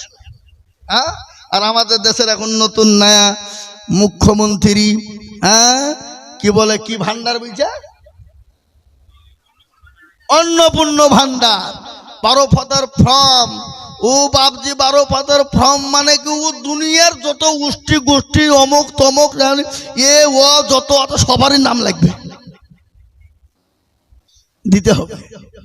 অন্নপূর্ণা ভান্ডার কি বুঝলেন? তার মধ্যে মানে আজকে ঢুকি গেল টাকা, ঢুকেছে। আমি আপনাদেরকে বলছিলাম বাবা, হুকুকুল্লাহ হুকুকুল ইবাদ, এই হুকুকুল্লাহর একটু বায়ান করি না করব না? করি, করব। হুকুকুল্লাহর হুকুকুল ইবাদের বায়ান আল্লাহর নবী বিশ্ব নবী জনাবে মুহাম্মদুর রাসূলুল্লাহ সাল্লাল্লাহু আলাইহি ওয়াসাল্লাম একদিন মসজিদে নববীতে তিনি ঘোষণা দিলেন, অমুক দিন অমুক সময় তোমরা মসজিদে নববীতে হাজির হয়ে যাবে। সমস্ত সাহাবারা মসজিদে নববীর আনাচে কানাচে সমস্ত মসজিদে বয়ান লোড হয়ে গেল। বক্তব্য রাখবেন বিশ্ব নবী হক সম্পর্কে বয়ান করবেন। হক সম্পর্কে মা বোনেরা চুপ করো, গল্প করো না। এই দেখো লক্ষ্মীর ভান্ডার গল্প শুরু করে দিয়েছে না, দেখেছ? শুরু করে দিয়েছে। আমি কেবল শুরু করেছি, ওরা শুরু করতে বুলিতে লেগেছে। এর চুপ করো মা, আমি তোমাদের কাজকে জান্নাতে ঢুকিয়ে দিয়ে যাব, টেনশন নাই, কোনো চিন্তা করবে না। আল্লাহ নবী বলেছে মেয়েরা 4টে কাজ করবে, 1 নম্বর, 2 নম্বর, 3 নম্বর, 4 নম্বর, 4টে কাজ মেয়েরা করবে। আল্লাহ জান্নাতের 8টা দরজা তাদের জন্য খুলে যাবে। 4টে কাজ করতে হবে। এই 4টে কাজের কথা আমি বলবো, বলে আমি আমার বক্তব্য শেষ করবো ইনশাল্লাহ। আর আমি কিন্তু বেশিক্ষণ বলবো না, 12টা পর্যন্ত টাইম আমার, নাকি 12টা শেষ করবো। আমার ভাইয়েরা আব্বা জানেরা, আমার মা বোনেরা কান করে শুনেলেন, বিশ্ব নবী তিনি হুকুকুল্লাহ হুকুকুল ইবাদ সম্পর্কে বয়ান করছিলেন। আল্লাহর নবী একদিন ডাক দিয়ে বললেন, সাহাবারা হক সম্পর্কে তোমাদের কাছে বর্ণনা দিতে চাই, তোমরা বসে যাও। সমস্ত সাহাবারা একে একে বসে গেলেন। রাসূলুল্লাহ বললেন, আমি রাসূল দুনিয়া থেকে হয়তো বিদায় হয়ে যাব, আমি আজকে তোমাদের কাছে হক সম্পর্কে 2টো বয়ান করে যাচ্ছি।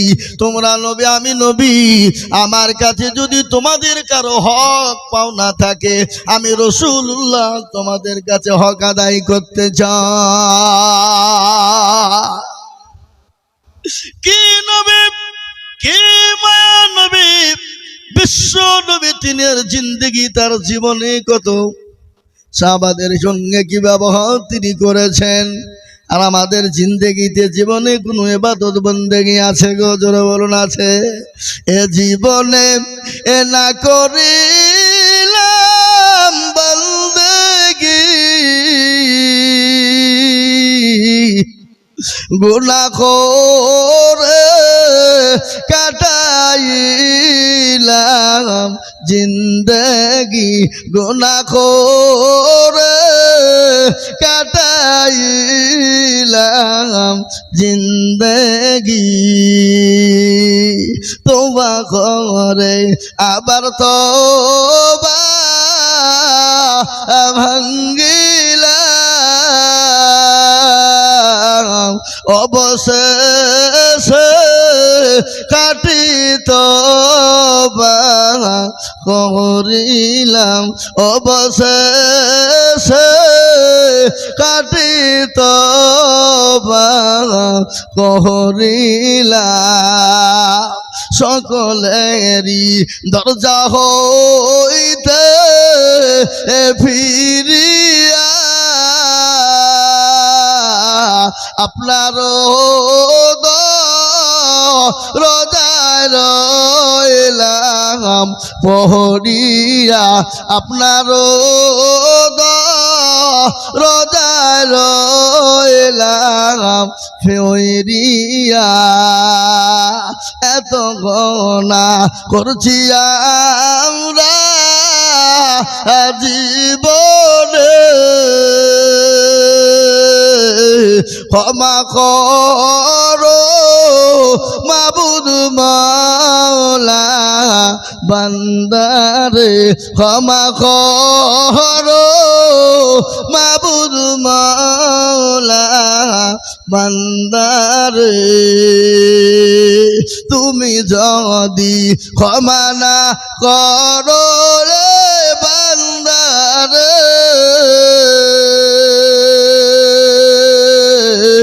বলো তো বান্দা যাবে কারো দ্বারে বলো তো বান্দা যাবে কারো দ্বারে এ মুসলমান দরদি আমার ভাইয়েরা আল্লাহ নবী মুখ সম্পর্কে তিনি বয়ান করে বললেন ও আমার সাহাবারা তোমরা যদি আমার কাছে কেউ হক পেয়ে থাকো তোমরা বলো আমি নবী তোমাদের হক আদায় করতে চাই। সমস্ত সাহাবারা বিশ্ব নবীর চোখের দিকে তাকাইতে শুরু করে দিলেন। একজন সাহাবা তিনি খাড়া হয়ে গেলেন, বলেন নবী গো ইয়া রাসূলুল্লাহ আমি আপনার কাছে একটা হক আদায় করতে চাই গো নবী। আপনি যখন হকের কথা বলেছেন আপনি হক আদায় করতে চেয়েছেন ওগো রাসূলুল্লাহ আমি আপনার কাছে একটা পাওনাদার, আপনি আমার কাছে আপনি বেঁধে রয়েছেন, আমি আপনার কাছে হক আদায় করতে চাই। সমস্ত সাহাবাদের চোখগুলা মোটা মোটা হয়ে গেল। হযরত ওমর তো তিনি খাড়া হয়ে গেছেন উলঙ্গ তরবারি নিয়ে। রাসূলুল্লাহ বললেন ইজলিস ওমর তুমি বসে যাও। সঙ্গে সঙ্গে বসে গেলেন। আল্লাহ নবীর সাহাবারা ওই সাহাবাকে মারার জন্য তৈরি হয়ে গেল। আল্লাহ নবী বলল তোমরা চুপ করো, সে আমার কাছে হক পেতে চায়, হক আদায় করতে চায়। বলো সাহাবা কি হক? বলে নবী গো একদিন রাস্তা দিয়ে উঠে চড়ে যাচ্ছিলাম, আপনি উটের উপর বসেছিলেন, আমি উট টানতেছিলাম। ইতিমধ্যে নবী গো আপনার হাতে একাল লাঠি ছিল, আর ওই লাঠির আঘাত আমার পিঠে লেগেছিল গো নবী। ইয়া রাসূলুল্লাহ সেদিন আমি ওই লাঠির আঘাত খেয়েছিলাম। ওগো নবী আপনি যখন হক আদায় করতে বলেছেন চেয়েছেন নবী গো আমি আপনাকে ওই লাঠির আঘাত দিয়ে আমি আপনার কাছে হক আদায় করতে চাই। এই কথা যখন বলা সমস্ত সাহাবারা খেপে গেল, চোখ গলা মোটা হয়ে গেল, তাকে শেষ করে দিবে।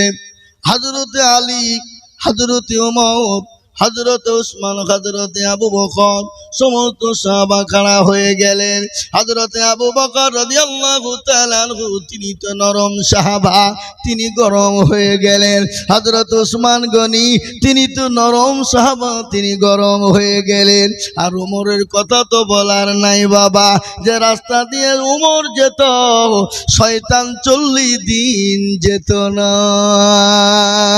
কয়দিন? 40 দিন।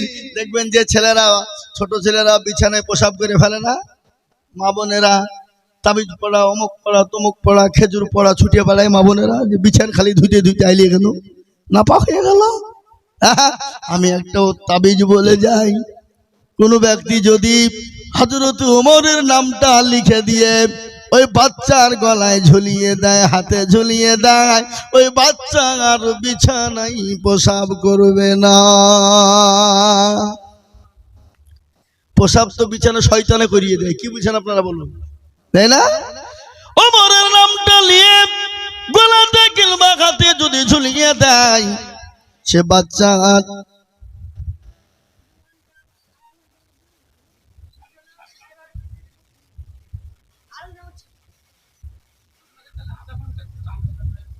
আবার বলতে হবে।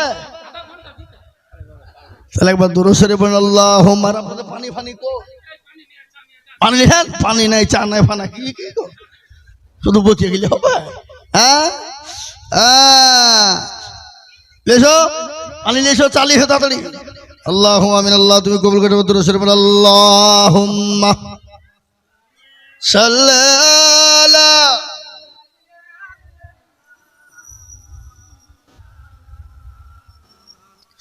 ওয়ালা আলিহি।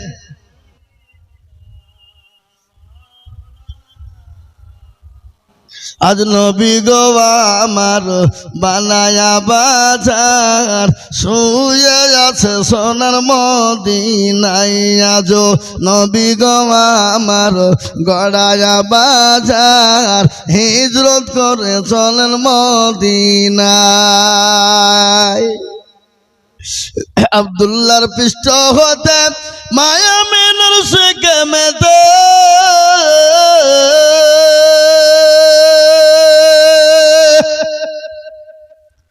জন্ম নিলেন নবী মক্কাতে।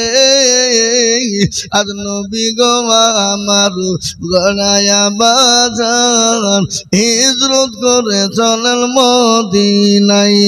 আজ নবী গো আমার বানায়া বাজার শুয়ে আছে সোনার মদিনায়। নবী বলে হযরত আলী আচ্ছা বিছানা খালি,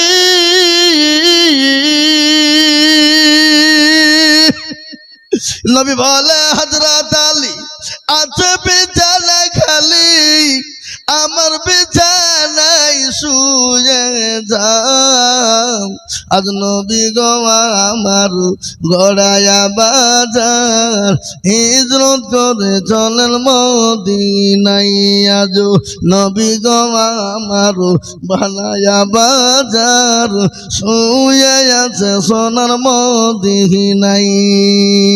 ওই নবীর নামে দরুদ পড়িলে, ও নবীর নামে দরুদ পড়িলে আবেগে তো যখনি ভেজায়।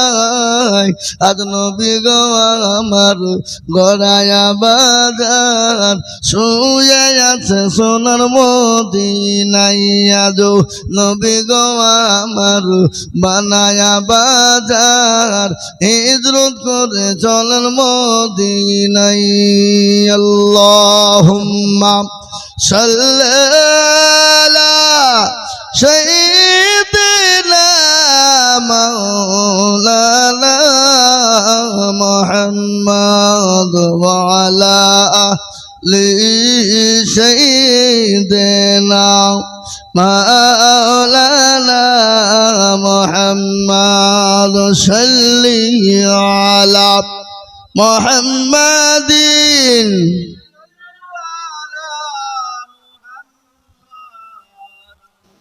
হরদম জবা সেনে কালো পাক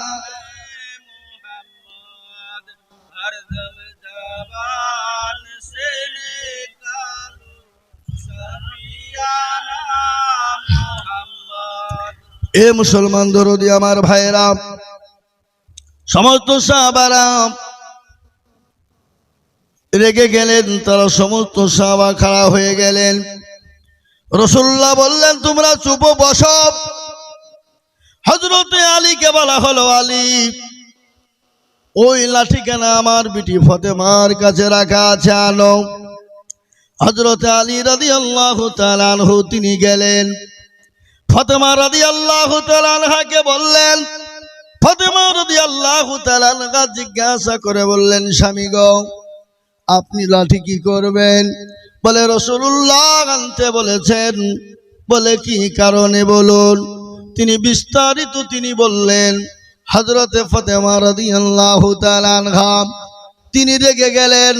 বলে আমার সন্তান হাসান হোসাইন তোমরা কোথায়? তোমরা বেরিয়ে যাও, আমার আব্বা জানের পাশে গিয়ে তোমরা দাঁড়িয়ে যাও।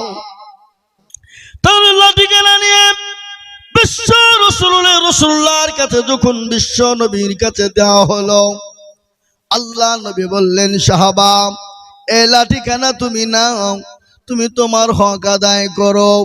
সে সময় সাহাবা বললেন, ইয়া রাসূলুল্লাহ, ইয়া হাবিবাল্লাহ, নবী গো সেই সময় বড় দুর্দিন, আমার গায়ে কোনো পোশাক ছিল না, আমার গায়ে কোনো কাপড় ছিল না, আমি খালি গায়ে ছিলাম গো নবী। ও গো রাসূল, আপনি যদি হক আদায় করতে চান, আপনি খালি গায়ে ওই লাঠির আঘাত লেগেছিল, আপনার শরীর থেকে কাপড়খানা খুলতে হবে, কাপড়খানা আপনার গায়ে থেকে খুলে ফেলতে হবে। আপনিও আপনার গা থেকে কাপড় খুলে ফেলবেন, তারপরে আমি হকটা আদায় করব। সমস্ত সাহাবাদের চোখ মোটা হয়ে গেল, তাকে মারার জন্য তৈরি হয়ে গেল, প্রস্তুত হয়ে গেল। রাসূলুল্লাহর চোখ দিয়ে ঝরঝর করে পানি ঝরতে শুরু হবে। আল্লাহ নবীকে গা কোনোদিন খালি গায়ে কেউ দেখতে পায় না, কোনোদিন রাসূলুল্লাহর গা থেকে কাপড় সরে না। বিশ্ব নবী হক সম্পর্কে তিনি কথা বলেছেন। বিশ্ব নবী দয়ার নবী নিজের কাপড় গা থেকে খুলবেন, ওই সাহাবা আল্লাহ নবীর পেছন থেকে রাসূলুল্লাহকে চোখ চেপে ধরে মোহরে নবুওয়াতের উপর চুমা দিয়ে দেয়। জোরে বলুন সুবহানাল্লাহ। বিশ্ব নবীকে বললেন, ইয়া রাসূলুল্লাহ, ইয়া হাবিবাল্লাহ, নবী গো, আপনার পায়ের তলে আমার জীবনটা কুরবানি হয়ে যাক, আমার মা বাবা আপনার পায়ের তলে কুরবানি হয়ে যাক। ওগো রাসূলুল্লাহ, আমার এত বড় সাহস, আমি আপনার কাছ থেকে হক আদায় করব, আমার এত বড় সাহস নবী গো, আমার অত বড় সাহস নাই, আমি আপনার কাছে হক আদায় করব। নবী গো, আমার বহুদিনের জল্পনা কল্পনা, ওগো নবী, আপনার মোহরে নবুয়াতে আমি চুমু দেওয়ার জন্য এরকম করেছি।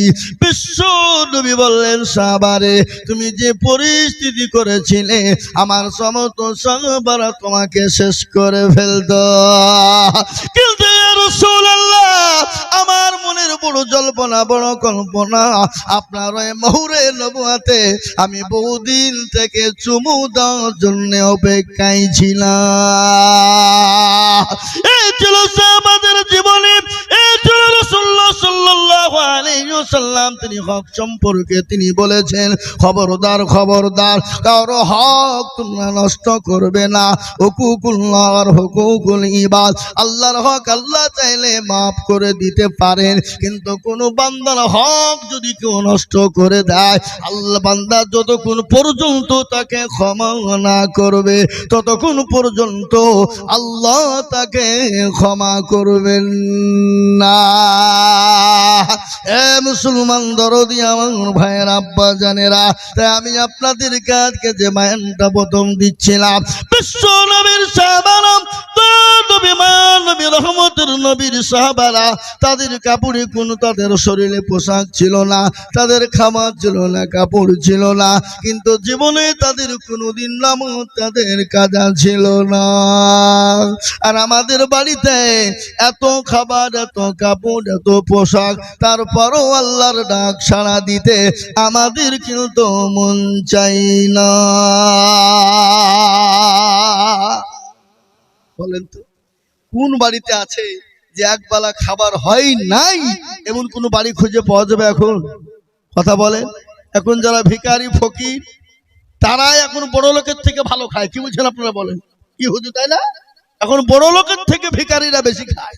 সেদিন একটা খবর শুনছিলাম, একজন ভিখারি, বাংলাদেশ থেকে খবরটা দেখছিলাম, একজন ভিখারি প্রধানমন্ত্রীর কাছে কয়েক কোটি টাকা নিয়ে জমা দিচ্ছে, ও ভিক্ষে করে করে গুছিয়ে রেখেছে।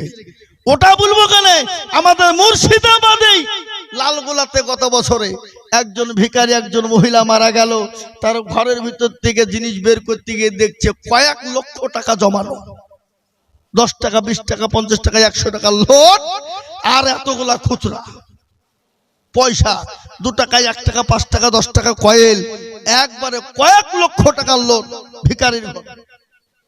আবার আমি শুনলাম, এই যে জাকাতের সময় জাকাত ভিখারিরা ভিক্ষা করতে যায়, ওরা আবার ওই জাকাতের কাপড় নেয় আর টাকা পায়, টাকা গেল আর কাপড় বিক্রি করে ওরা ব্যাংকে রাখে, আবার কেউ আবার সুদে খাটায়। হাসছেন যা, আমি প্রমাণ করে দেব আপনাদের।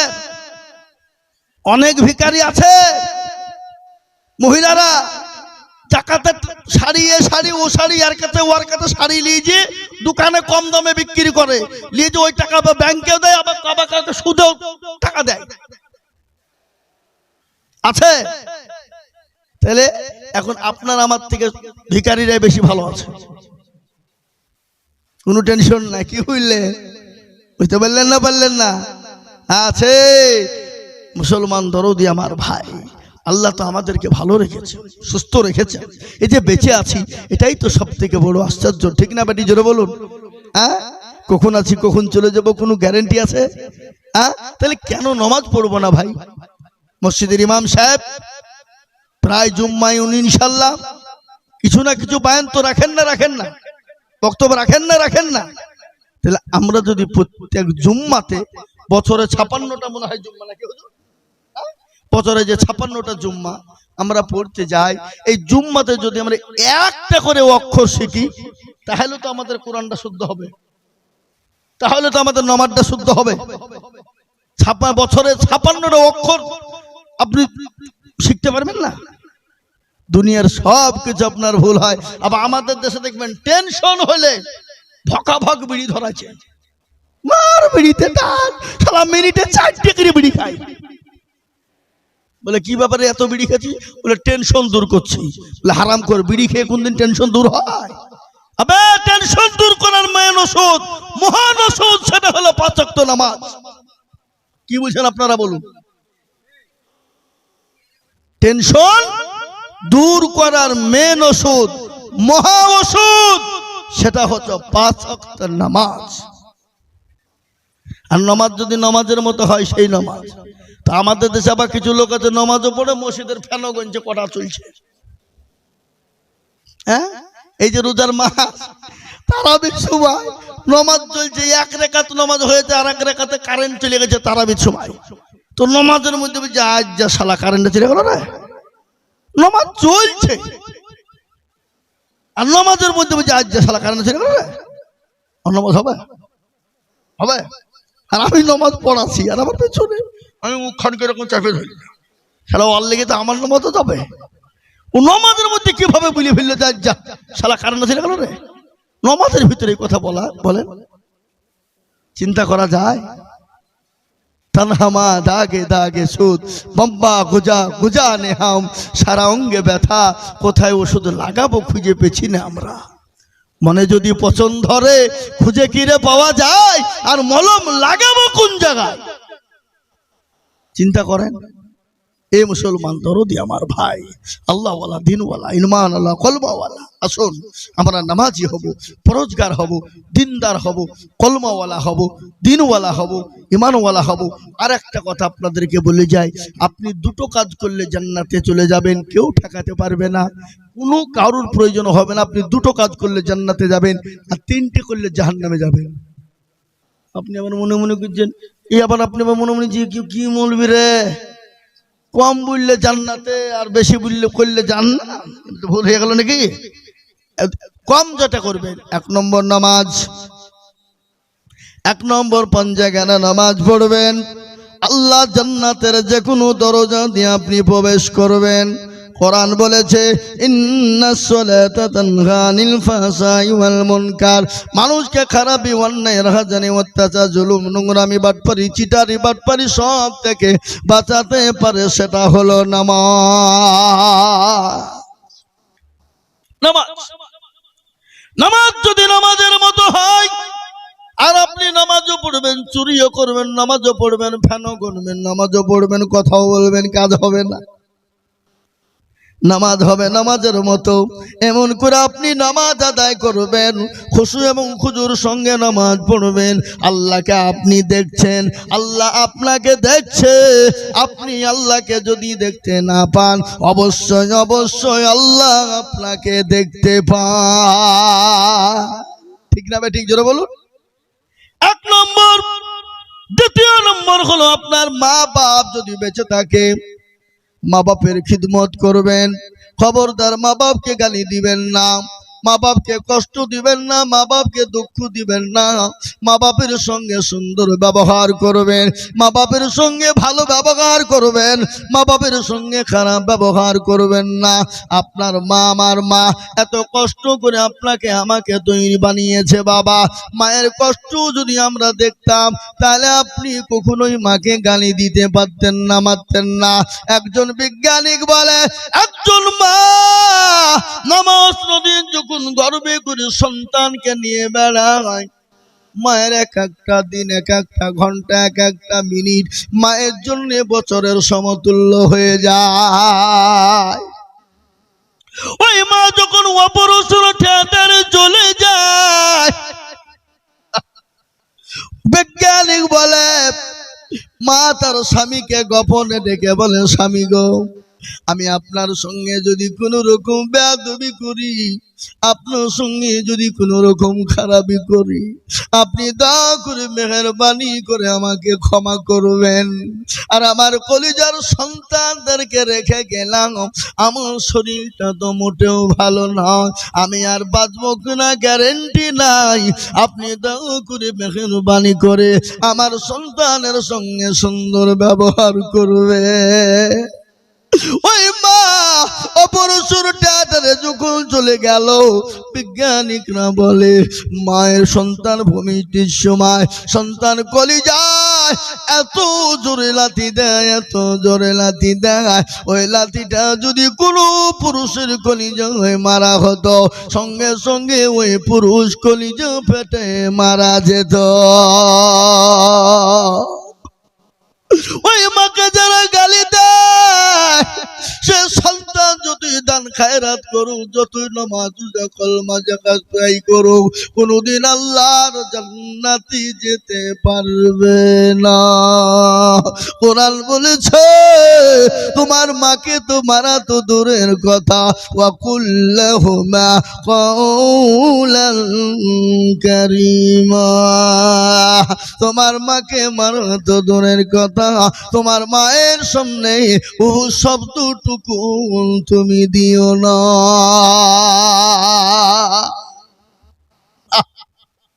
দুই নম্বরে, এক নম্বর হলো নামাজ, আর দ্বিতীয় নম্বর হলো আপনার মা বাপকে ভালোবাসবে। এ বাবা, বট গাছের পাতা না থাকলেও তার মূল্য আছে না নাই? মা বাপ বুড়ো হয়ে গেলেও তার দাম আছে না নাই? আছে। তাই যাদের মা বাপ বেঁচে আছেন, খবরদার মায়ের কথা ভুলবেন না, মাকে গালি দিবেন না, মারবেন না। সুন্দর বিবির কথায় মাকে তাড়িয়ে দেবেন, মাকে বাড়ি থেকে বের করে দিবেন। মা মারা গেলে জীবনেও কোনোদিন মা পাওয়া যাবে না, বাপ চলে গেলে বাপ পাওয়া যাবে না, কিন্তু বউ মারা গেলে আবার আপনি বউ খুঁজে পাবেন, পাবেন না? সেদিন একটা খবর দেখছিলাম, একজন এসে বলছে কিছুদিন পরে তার বউ বাপ মারা গেল, বাপের জন্য কান্না করে। পাড়ার খালু চাচারা এসে বলে কাঁদিস না রে বাপ, সকলকে একদিন মরতে হবে, তোর বাপ মরলে তো কি হবে, আমরা তো তোর চাচা বাপ আছি। হুজুর কিছুদিন যেতে না যেতে আমার মা মারা গেল।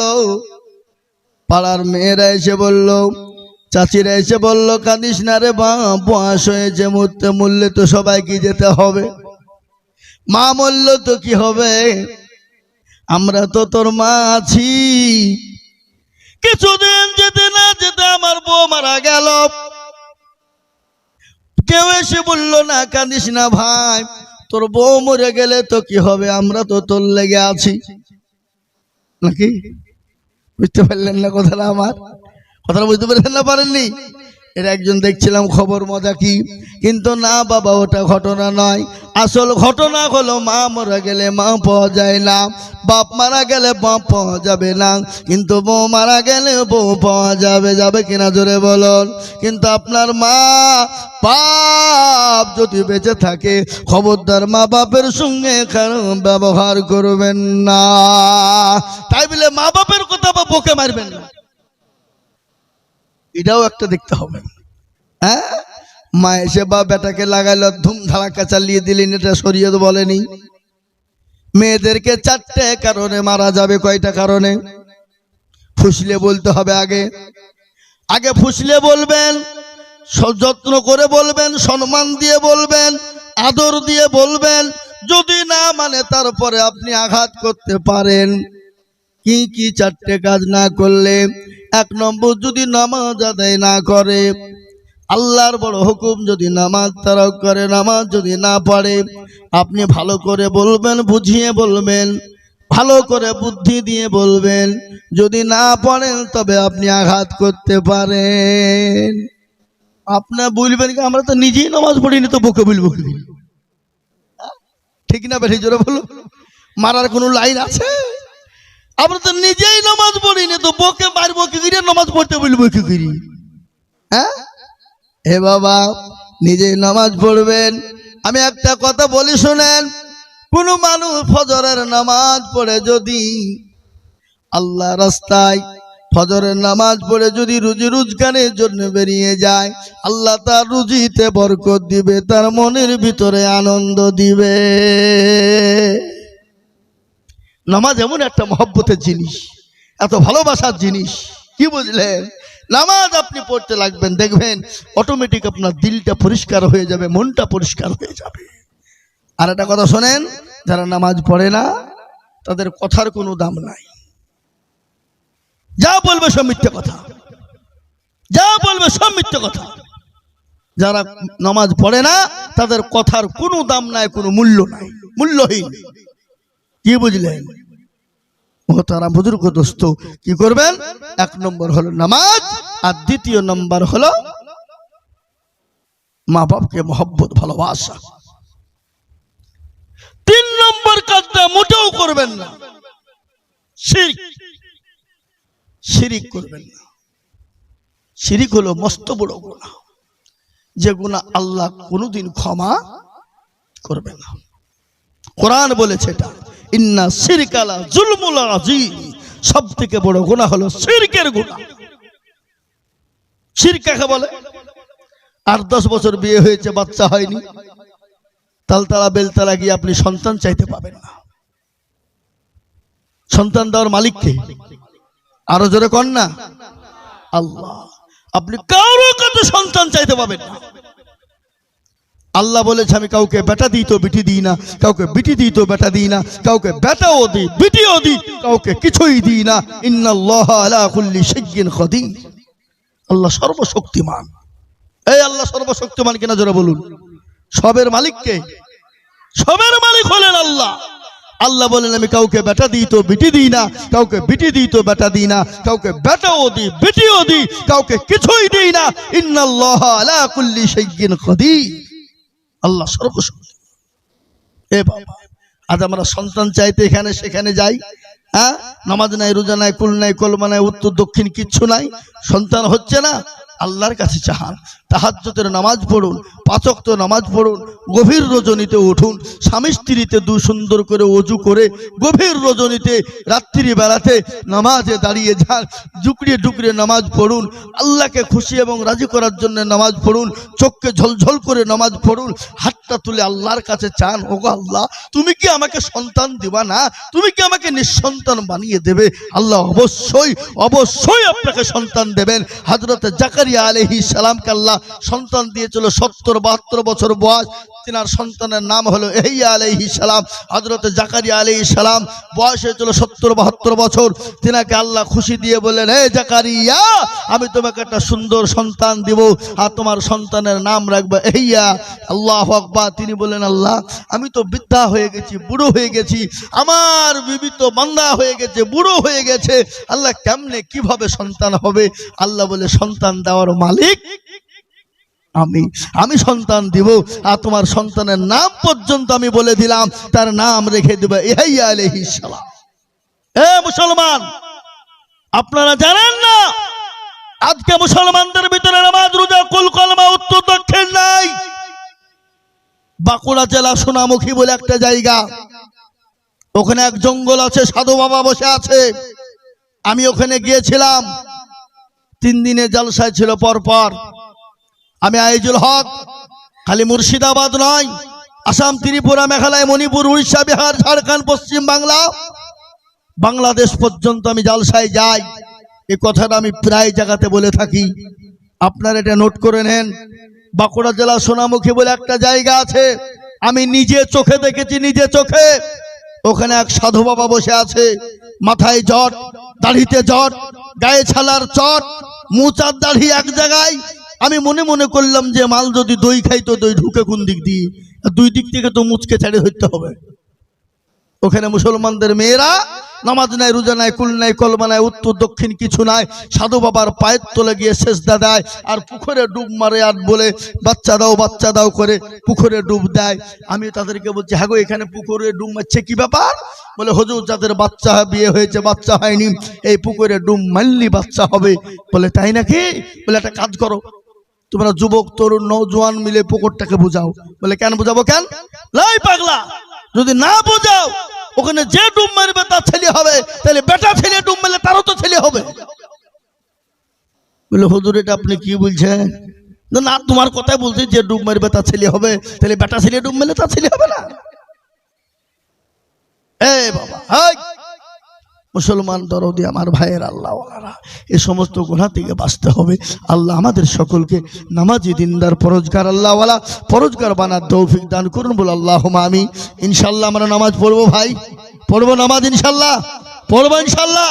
এটা তো আদায় জালসা নয়, কিন্তু আমরা তো আদায়কারী বক্তা বাপ। কেউ যদি বলে আমরা বিড়ি খাবো না, তো চুপ হচ্ছে, বললো লোক বিড়ি খাবে। তা আমরা যদি মনে করি আদায় করবো না, তাও আমাদের মুখটা কিন্তু সুরসুর করে আদায় করার লাগে, কি বুঝলেন? তা আদায় একটু আজকে করে যাই, আদায় করি কি? আপনারা নিয়াত করুন তো, কোন নওজোয়ান তরুণ এখানে যারা বসে আছেন, নবীজির সব থেকে বড় সুন্নত দাড়ি, এই দাড়ি রাখবেন কে? হাত তুলেন দেখি, কে আছেন? একজন আল্লাহর বান্দা হাত তুলেন দেখি। ডবল করে বিয়ে করা ধান্দা, দাড়ি রাখবে না। আমাদের দাড়ি আছে বলে বিয়ে হয়েছে না, লাইন লেগেছে বিয়ে করার লেগে। একটা বিয়ে করেছি, ওই তো সামলাইতে পারছি নি, আরো 2-3টে লাইন লেগেছে দাড়ি দেখে। কি মনে করছে দাড়ি থাকলে বিয়ে হবে না? চাচা এইটা বুড়ু। নবীজির সুন্নত সব থেকে বড় সুন্নত, যে সুন্নতটা আপনি মরে গেলেও আপনার সঙ্গে থাকবে, যেটাকে আলাদা করা যাবে না। কি বুঝেন আপনারা বলুন? আপনারও ঠিক নাই, দাড়ি বড় করতে হবে, দাড়ি হবে না। হ্যাঁ ইনশাল্লাহ রেখে দেন, আর কাটেন না, হবে ইনশাল্লাহ। দেখেন একজন মালো হাত তুললো না, তাহলে এতক্ষণ ধরে বলবি সেলিম ভাই আমি বক্তব্য দিয়ে কি হেদায়েত করলো? আল্লাহ যদি কিয়ামতের দিনে বলে যে তোরা খুব লেকচার দিছিলি, তোদের পিঠে চামড়া বানাবো, একজনে কত হাত তুলতে পারলি না? হ্যাঁ ভাই, এটা হলো সব থেকে নবীজির সুন্নত। আর এই জামানায় দাঁড়িয়ে রাখা আরো কঠিন সুন্নত। কি বলছেন হুজুর বলেন? আমরা রাস্তাঘাটে দেখলে আমাদেরকে চাচা বলে ডাকে, আমরা উত্তর তৈরি করে রাখি, চাচা বলবে আর আমরা বলি হ্যাঁ ভাতিজে তোমার মা ভালো আছে, সঙ্গে সঙ্গে একবারে উত্তর হয়ে যায়। ও আর দ্বিতীয়বার চাচা বলবে না। কি বুঝলে? উত্তর আমাদের কাছে রেডি থাকে, বুঝতে পারলেন না? আল্লাহ আমাদের সকলকে কবুল করুন, আল্লাহুম্মা আমিন। আর একটা বড় কথা শুনে যাই, যেখানে আজকে আমরা বসে আছি, এই ঘরের পথিক আমরা কিন্তু সকলেই, ঠিক না বেঠি জোরে বলুন? এই জায়গায় অনেকের বাপ চলে গেছে, মা চলে গেছে, অনেকের ছেলে, অনেকের মেয়ে, অনেকের বন্ধু, অনেকের ভাই চলে গেছে। আমরাও কোনদিন চলে যাব,